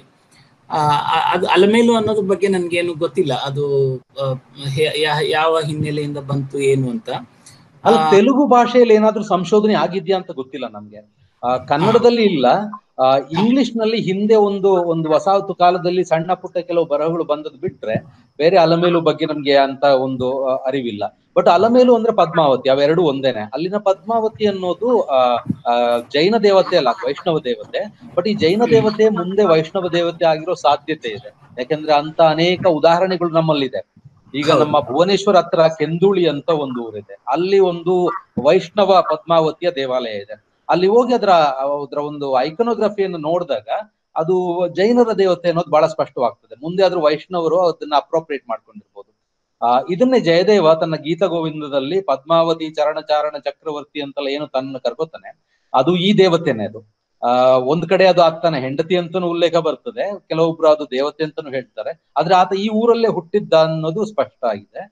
ಸೊ ಹೀಗೆ ಒಂದು ಜೈನರ ದೇವತೆ ಮುಂದೆ ವೈಷ್ಣವ ದೇವತೆಯಾಗಿ ಪರಿವರ್ತನೆ ಹೊಂದಿರ್ಬೋದು. ಆ ಪರಿವರ್ತನೆ ಸ್ಪಷ್ಟವಾಗಿದೆ. ಅದರ ಬಗ್ಗೆ ಅಷ್ಟೊಂದು ಅಧ್ಯಯನಗಳು ಇಲ್ಲದೆ ಇದ್ರು ಕೂಡ ವೈಷ್ಣವರ ಪದ್ಮಾವತಿ ಮತ್ತು ಅಲಮೇಲು ಇಬ್ರು ಒಂದೇ ಅನ್ನೋದು ಬಹಳ ಸ್ಪಷ್ಟವಾಗಿದೆ. ಆದ್ರೆ ಯಲ್ಲಮ್ಮನ ಬಗ್ಗೆ ನಾನು ಹೇಳಿದ್ದು, ಯಲ್ಲಮ್ಮನಿಗೂ ಹಿಂದೆ ಪದ್ಮಾವತಿ ಅನ್ನೋ ಒಂದು ಹೆಸರಿತ್ತು. ಆ ಪದ್ಮಾವತಿ ಜೈನರ ಪದ್ಮಾವತಿ ಆಗಿರ್ಬೋದು. ಅದು ಊಹೆ, ಸಕಾರಣವಾದ ಊಹೆ, ಆದ್ರೆ ಬರೀ ಊಹೆನೆ, ಅದು ಖಚಿತವಾದ ಒಂದು ಮಾಹಿತಿ ಅಂತ ಹೇಳೋದು ಸ್ವಲ್ಪ ಕಷ್ಟ ಇದೆ.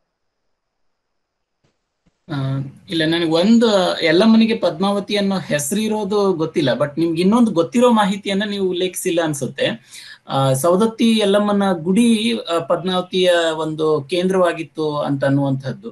ಸೊ ಅದು ಒಂದು ಮತ್ತು ಪದ್ಮಾವತಿ ನಡುವಿನ, ಯಾಕಂದ್ರೆ 10-11ನೇ ಶತಮಾನದಲ್ಲೇನೆ ಅಲ್ಲಿ ನಮಗೆ ಶಾಸನಗಳು ಸಿಗ್ತವೆ ಸವದತ್ತಿಯಲ್ಲಿ.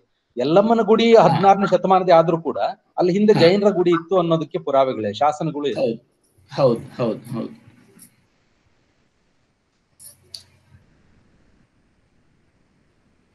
ಈ ಯಲ್ಲಮ್ಮ ಮತ್ತು ಆಲಂ, ಅದು ಏನಾದ್ರೂ ನಮ್ಗೆ ಅಲ್ಲಿ ಆಲೋಚನೆ ಮಾಡೋದಕ್ಕೆ ಸಾಧ್ಯ ಇದೆನಾ? ಆಲಂಪುರದಲ್ಲಿರೋ ಆಲಂ, ಯಲ್ಲಮ್ಮ. ಆಲಂಪುರದಲ್ಲಿರುವಂತ ಆಲಂಗೂ ಇದಕ್ಕೂ ಸಂಬಂಧ ಇದೆಯಾ ಗೊತ್ತಿಲ್ಲ. ನನ್ನ ಪ್ರಕಾರ ಅದ್ಯಾರ ಆಲಂ ಖಾನ್ ಈ ತರ ಯಾರೋ ಒಬ್ಬ ವ್ಯಕ್ತಿ ಹೆಸರಲ್ಲಿ ಬಂದಂತ ಊರು ಅಂತ ಅನ್ಕೊಂಡಿದ್ದೇನೆ. ಹಾಗೆ ಇದೆ, ವಿವರಣೆ ಹಾಗೆ ಇದೆ. ಆದ್ರೆ ಈ ಯಾವುದೋ ಈ ಎಲ್ಲ ಅನ್ನುವಂಥ ಮತ್ತು ಅಲ್ಲ ಎನ್ನುವಂತ ಪದಗಳಿಗೆ ಸ್ವಲ್ಪ ಭಿನ್ನವಾದ ಅರ್ಥಗಳು ಇದಾವೆ. ಸೊ ಆ ಸ್ವರ ವ್ಯತ್ಯಾಸವೂ ಕೂಡ ಕನ್ನಡದಲ್ಲಿ ಸುಲಭವಾಗಿ ಎಕ್ಸ್ಪ್ಲೇನ್ ಮಾಡೋದು ಸ್ವಲ್ಪ ಕಷ್ಟವೇನೆ. ಮತ್ತು ಹಾಗಿದ್ದು ಕೂಡ ಆ ಒಂದು ಸಾಧ್ಯ, ಯಾಕಂದ್ರೆ ಅಲಮೇಲು ಆಲಂ ಅವೆರಡು ಬರೋದ್ರಿಂದ ನಾನು ಆ ಪ್ರಶ್ನೆಯನ್ನ ಕೇಳಿದೆ. ಅಲಮೇಲು ಅಂದ್ರೆ ಏನು ಗೊತ್ತಿದ್ಯಾ? ಅದ್ರ ಬಗ್ಗೆನೂ ಕೂಡ ನನ್ಗೆ ಏನು ಐಡಿಯಾ ಇಲ್ಲ. ಬಸವರಾಜ್ ಸರ್ ಕೇಳ್ತಿದ್ದೆ. ಬಸವರಾಜ್ ಸರ್ ಮಾತಾಡಿ ಸರ್. ಸರ್ ನಮಸ್ಕಾರ ಸರ್, ನನ್ನ ಹೆಸರು ಪದ್ಮನಾಭ್ ಅಂತ. ಕುಪ್ಪಂ ದ್ರಾವಿಡ ವಿಶ್ವವಿದ್ಯಾಲಯದ ತಮಿಳ್ ಡಿಪಾರ್ಟ್ಮೆಂಟ್ ಅಲ್ಲಿ ಅಸಿಸ್ಟೆಂಟ್ ಪ್ರೊಫೆಸರ್ ಆಗಿ ಕೆಲಸ ಮಾಡ್ತೀನಿ ಸರ್. ಸರ್ ಇದು ಅಲರ್ ಮೇಲ್ ಮಂಗೈ, ಅಲರ್ ಮೇವು ಮಂಗೈ ಅಂತ ಹೇಳ್ತಾರೆ ಸರ್. ಅಲರ್ ಅಂದ್ರೆ ತಾವರತೆನೇ ಒಂದು ಮೀನಿಂಗ್ ಇದೆ ಸರ್. ತಮಿಳ್ನಲ್ಲಿ ಅಲರ್ ಮೇಲ್ ಮಂಗ ಅಂತಾನೆ ಹೇಳೋದು. ಅಲರ್ ಅಂದ್ರೆ ತಾವರೇನೆ. ಹೌದು ಸರ್. ಅಲರ್ ಜನರಲ್ ಆಗಿ ಮಲರ್ ಅಲರ್ ಅಂದ್ರೆ ಹೂವು ಅರ್ಥ. ಆದ್ರೆ ಈ ಪರ್ಟಿಕ್ಯುಲರ್ ಕಾಂಟೆಕ್ಸ್ಟ್ ಅಲ್ಲಿ ತಾವರತೆ ಹೇಳುತ್ತೆ ಸರ್. ಸೊ ಪದ್ಮಾವತಿ ಆ ತಾವರೆಯಲ್ಲಿ ಇರುವ ಒಂದು ಹೆಣ್ಣು, ಅಲರ್ ಮೇಲ್ ಮಂಗೈ ಆ ತರ ಹೋದ್ರೆ ಏನೋ ಮತ್ತು ಏನಾದ್ರೂ ಇರ್ಬೋದು, ಕನೆಕ್ಟಿವಿಟಿ ಇರ್ಬೋದು. ತಾವು ಹೇಳ್ಬೇಕಾಗ್ತದೆ ಸರ್, ಸ್ವಲ್ಪ ನೋಡಿ ಹೇಳ್ಬೇಕಾಗ್ತದೆ ಸರ್. ಅಲ್ಲ, ಇಟ್ ಮೇಕ್ ಸೆನ್ಸ್. ಅಲರ್ ಮೇಲ್ ಮಂಗ ಅಂತ ತಮಿಳಲ್ಲಿ ಹೇಳ್ತಾರೆ, ಅಲಮೇಲು ಅದೇ ಇರ್ಬೇಕು ಹಾಗಾದ್ರೆ. ಯಾಕಂದ್ರೆ ಅಲರ್ ಅನ್ನೋದಕ್ಕೆ ಹೂವು ಅನ್ನೋ ಅರ್ಥ ಇರೋದ್ರಿಂದ ಪದ್ಮಾವತಿ ಅನ್ನೋದರ ಬಹುಶಃ ಒಂದು ತಮಿಳು ರೂಪ ಇರ್ಬೇಕು, ಅಲರ್ ಮೇಲ್ ಮಂಗ ಅನ್ನೋದು. ಅದು ಮುಂದೆ ಅಲಮೇಲು ಆಗಿರ್ಬೇಕು. ಹೌದು ಸರ್, ಇರ್ಬೋದು sir. Yes yes, thank you sir, thank you sir.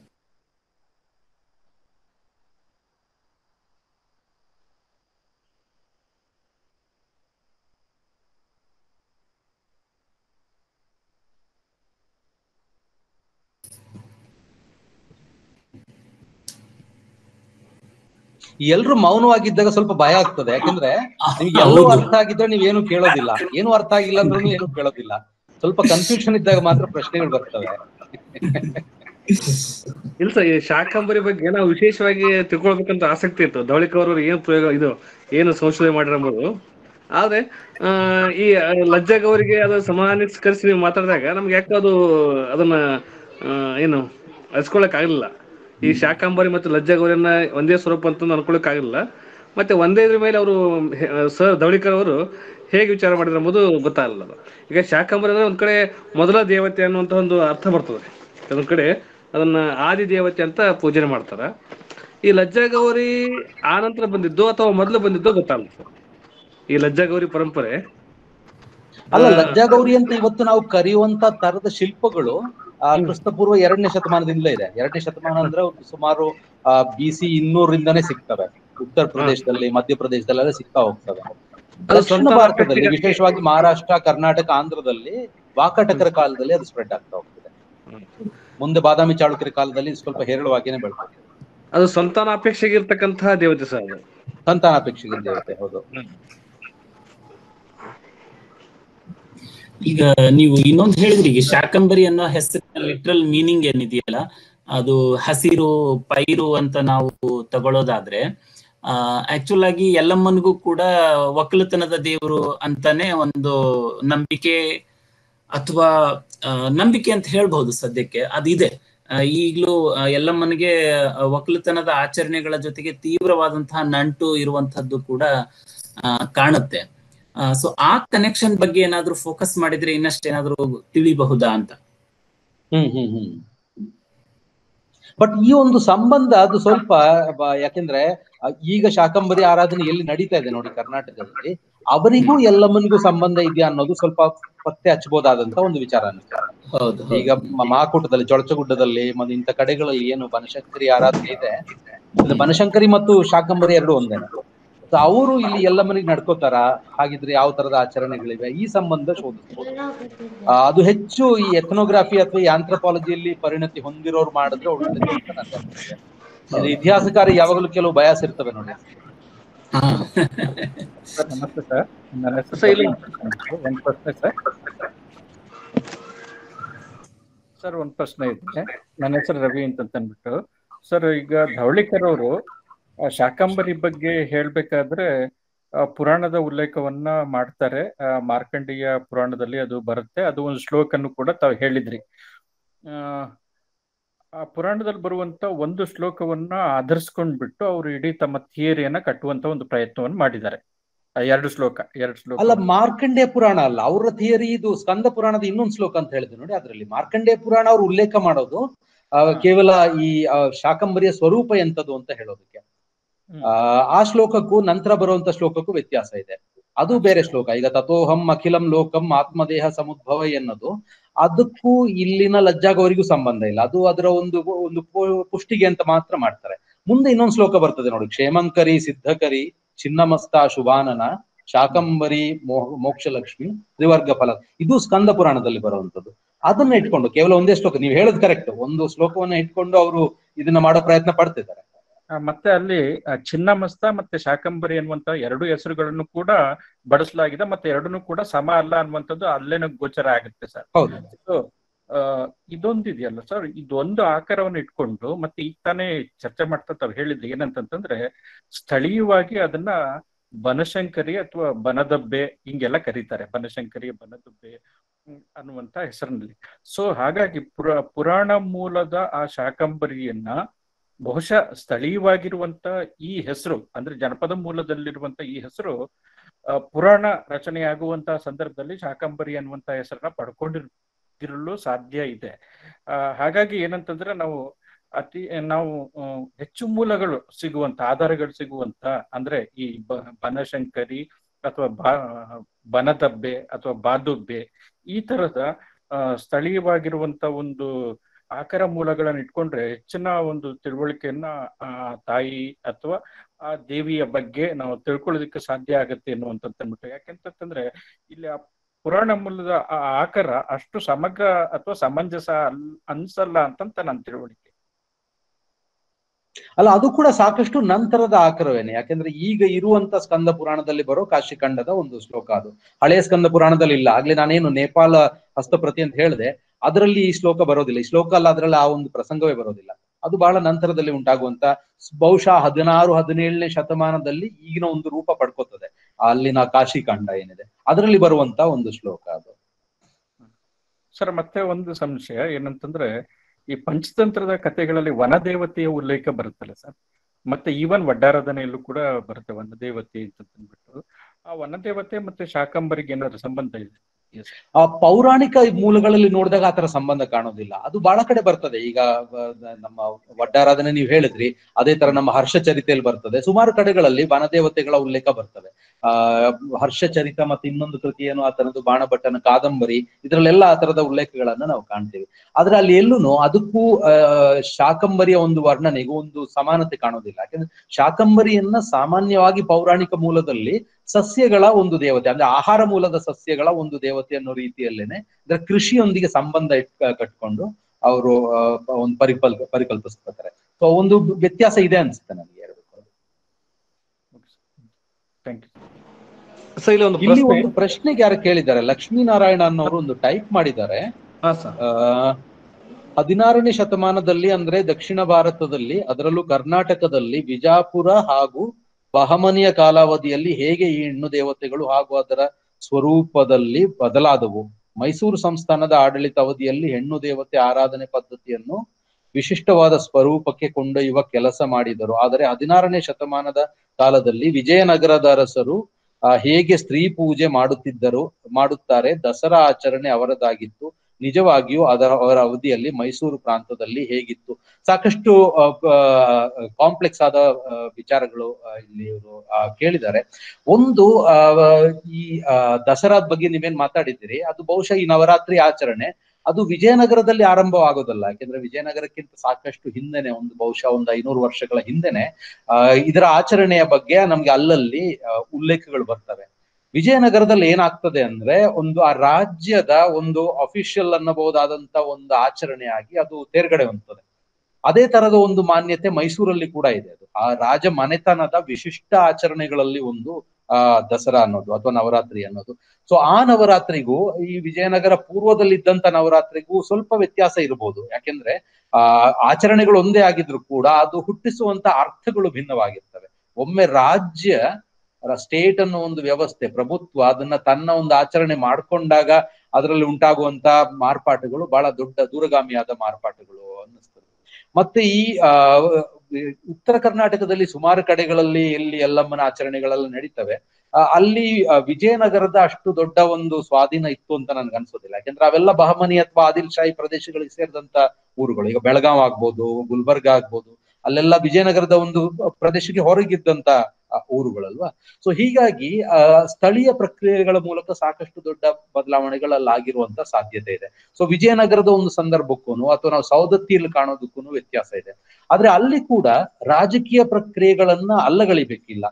ರಾಜ್ಯ ಅನ್ನೋ ಒಂದು ಪ್ರಭುತ್ವದ ಪ್ರೇರಣೆ ಇಲ್ಲದೆ ಇರ್ಬೋದು, ಆದ್ರೆ ಸ್ಥಳೀಯ ಸಣ್ಣ ಪುಟ್ಟ ಈ ಪಾಳೆಪಟ್ಟುಗಳೆಲ್ಲ ಒಡೆಯರುಗಳು ಏನಿದ್ರು ಅವರ ಒಂದು ಪ್ರೇರಣೆಯಿಂದ ಆಗಿರ್ಬೋದು. ನಮ್ಮ ಸೌದತ್ತಿಯ ದೇವಾಲಯ ಕೂಡ ಅಂಥದ್ದೇ ಒಬ್ಬ ವ್ಯಕ್ತಿ ಕಟ್ಟಿದ ಅಂತ ಶಾಸನ ಮೂಲದಿಂದ ನಮ್ಗೆ ತಿಳಿದು ಬರ್ತದೆ.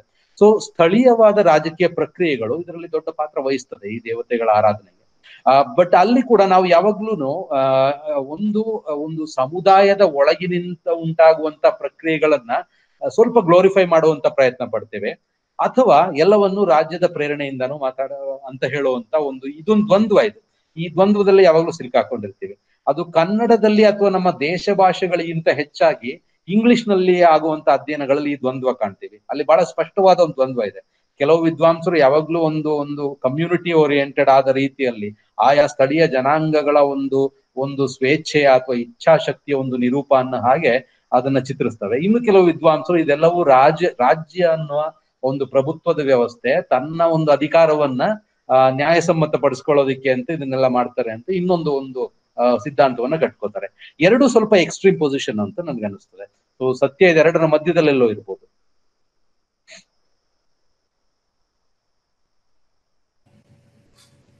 ಸರ್, ಈಗ ಶಾಕಂಬರಿಯನ್ನ ಬಾದಾಮಿಯ ಬನಶಂಕರಿಯ ಜೊತೆ ಇಟ್ಟು ಮಾತನಾಡೋದಕ್ಕೆ ಹೇಗೆ?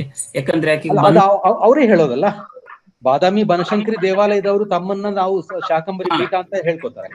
ದೊಡ್ಡ ಬೋರ್ಡ್ ಕೂಡ ಇದೆ, ಅವ್ರು ಶಕ್ತಿ ಪೀಠ ಅಂತ ಹೇಳ್ತಾರೆ. ಅವರೇ ಸಮೀಕರಣಗೊಳಿಸ್ಕೊಂಡದ್ದು. ಆ ಪರಂಪರೆಯ ಭಾಗವಾಗಿ ಬಂದಂತ ಒಂದು ಪರಿಕಲ್ಪನೆ. ಅದು ಎಷ್ಟು ಹಳೇದು ಅಂತ ನಮ್ಗೆ ಗೊತ್ತಿಲ್ಲ, ಬಟ್ ಆ ಪರಿಕಲ್ಪನೆ ಆ ಪರಂಪರೆಯಲ್ಲೇ ಇದೆ.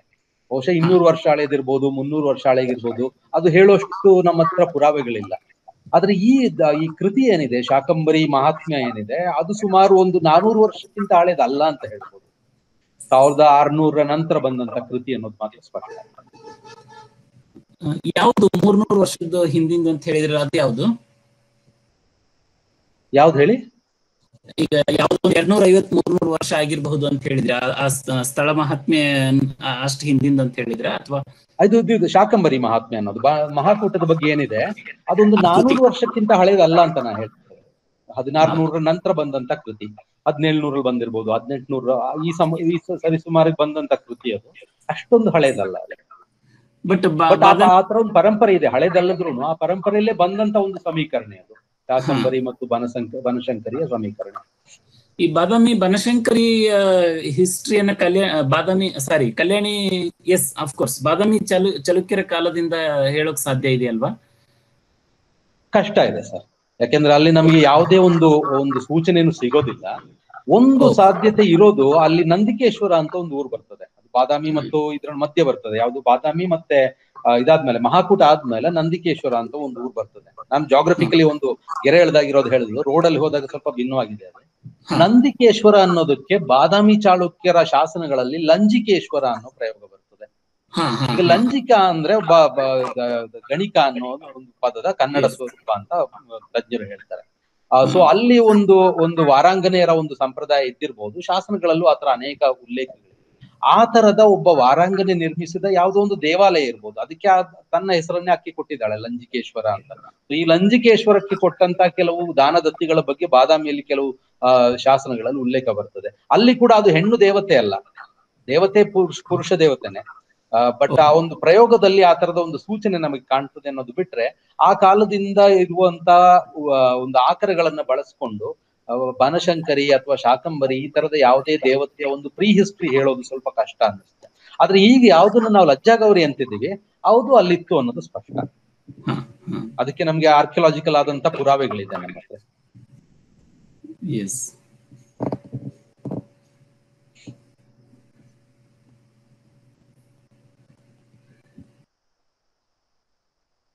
ಸೊ ಇವು ಸ್ಕಂದ ಪುರಾಣದ ಬಗ್ಗೆ ಹೇಳಿದ್ರೆ ಗೋಣಿಚೀಲ ಇದ್ದಂಗ ಅಂತದ್ದು.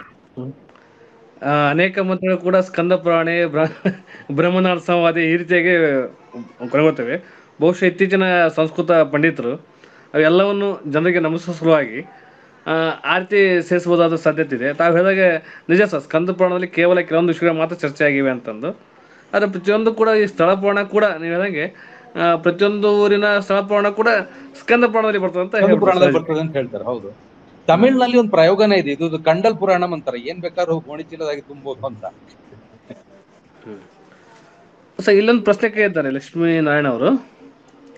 ಪಾಲಕಮ್ಮ ಎಂಬ ನಾಮಾಂಕಿತ ಉಲ್ಲೇಖಗೊಳ್ಳುವ ಪಟಾಲದಮ್ಮ ಎಂಬ ಸ್ತ್ರೀ ದೇವತೆಗಳು ಕಂಡುಬರುತ್ತದೆ.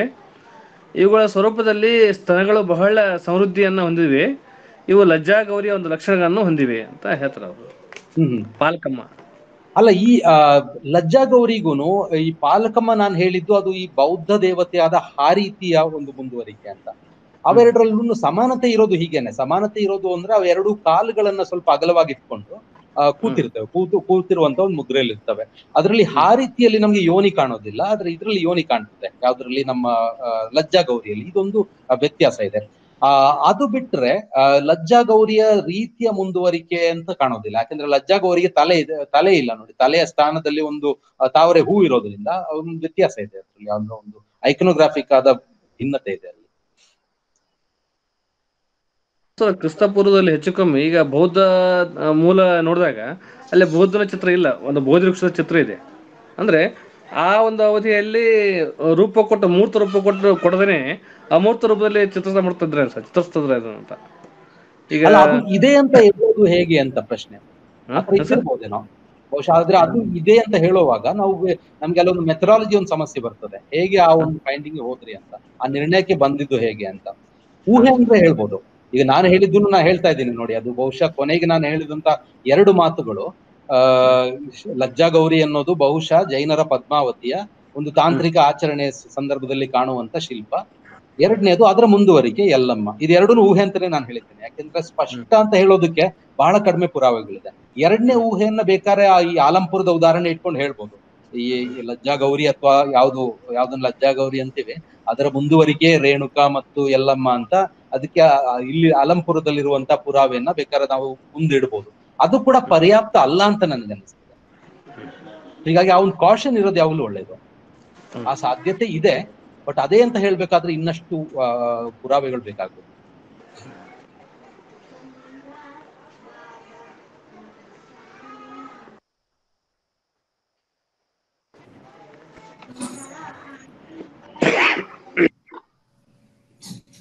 ಸರ್ ಮತ್ತೆ ಬೇರೆ ಪ್ರಶ್ನೆಗಳಿಲ್ಲ ಅನ್ಸುತ್ತೆ, ನೋಡೋಣ ಸರ್.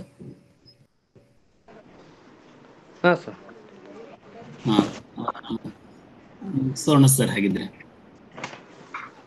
ಅದಕ್ಕಿಂತ ಮುಂಚೆ ಸುಮ್ನೆ ಈಗ ಇನ್ನೊಂದು ಸಾಧ್ಯತೆ ಅಷ್ಟೇ. ಈಗ ಲಜ್ಜಾಗೌರಿ ಅನ್ನೋದು ಆ ಹೆಸರು ನಮ್ಗೆ ತೀರಾ ಇತ್ತೀಚಿನದಂತ ಅನ್ಸುತ್ತೆ. ಲಜ್ಜಾಗೌರಿ ಯಲ್ಲಮ್ಮ ಆಗಿರ್ಬಹುದಾ, ಅಥವಾ ಯಲ್ಲಮ್ಮನ ಬೆಳವಣಿಗೆಯ ಒಂದು ಭಾಗವಾಗಿ ಅದನ್ನ ನೋಡಬಹುದು? ಅಂದ್ರೆ ಅದಕ್ಕಿಂತ ಮುಂಚೆಯೂ ಇದ್ದು ಆನಂತರ ಈಗ ಪಲ್ಲಟವಾಗ್ತಾ. ಯಾಕಂದ್ರೆ ಪದ್ಮಾವತಿ ಅನ್ನೋದು ಪದ್ಮಾವತಿಗೂ ಯಲ್ಲಮ್ಮನಿಗೂ ಸಂಬಂಧ ಇರೋದು ನಿಜ. ಅದು ಪದ್ಮಾವತಿ ಯಲ್ಲಮ್ಮ ಆಗುತ್ತಾ ಅಥವಾ ಯಲ್ಲಮ್ಮ ಪದ್ಮಾವತಿ ಆಗುತ್ತಾ ಅಂತ ಅನ್ನೋದು ಸ್ವಲ್ಪ ಕಷ್ಟವಾಗಬಹುದೇನೋ ಹೇಳೋಕೆ. ಅಲ್ಲ, ಲಜ್ಜಾಗೌರಿ ಎಂಬುದು ಮೊದಲಿಂದ ಇದ್ದಂತ ಮೂರ್ತಿ ಶಿಲ್ಪ ಅದು.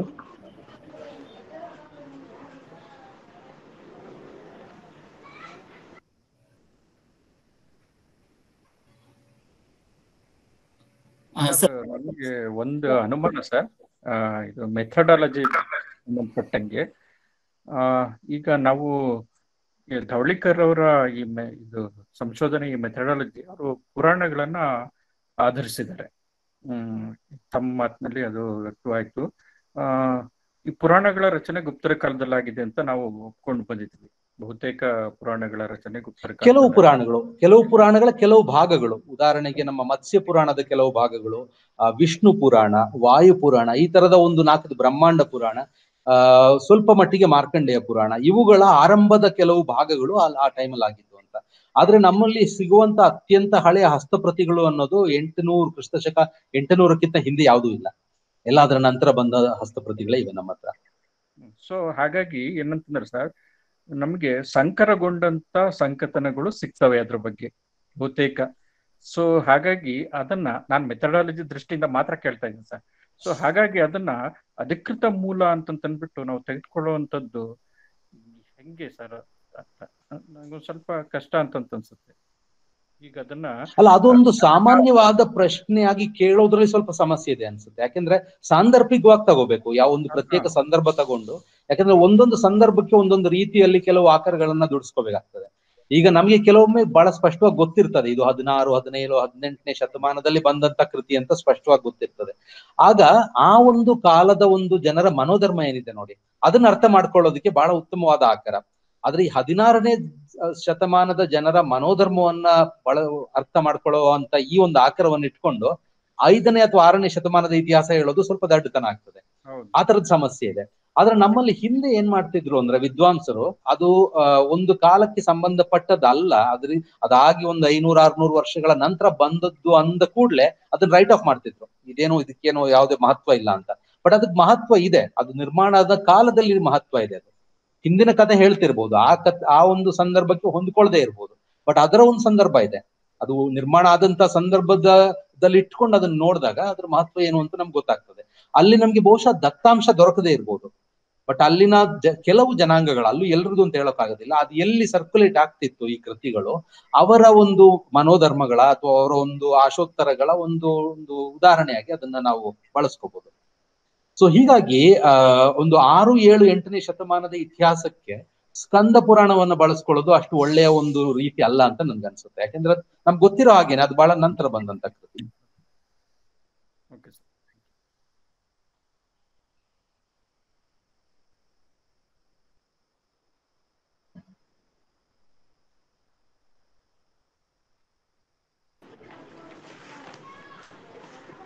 ಸರ್ ಮುಗಿಸೋಣ ಸರ್. ಮತ್ತೆ ಪ್ರಶ್ನೆಗಳು ಮತ್ತೆ?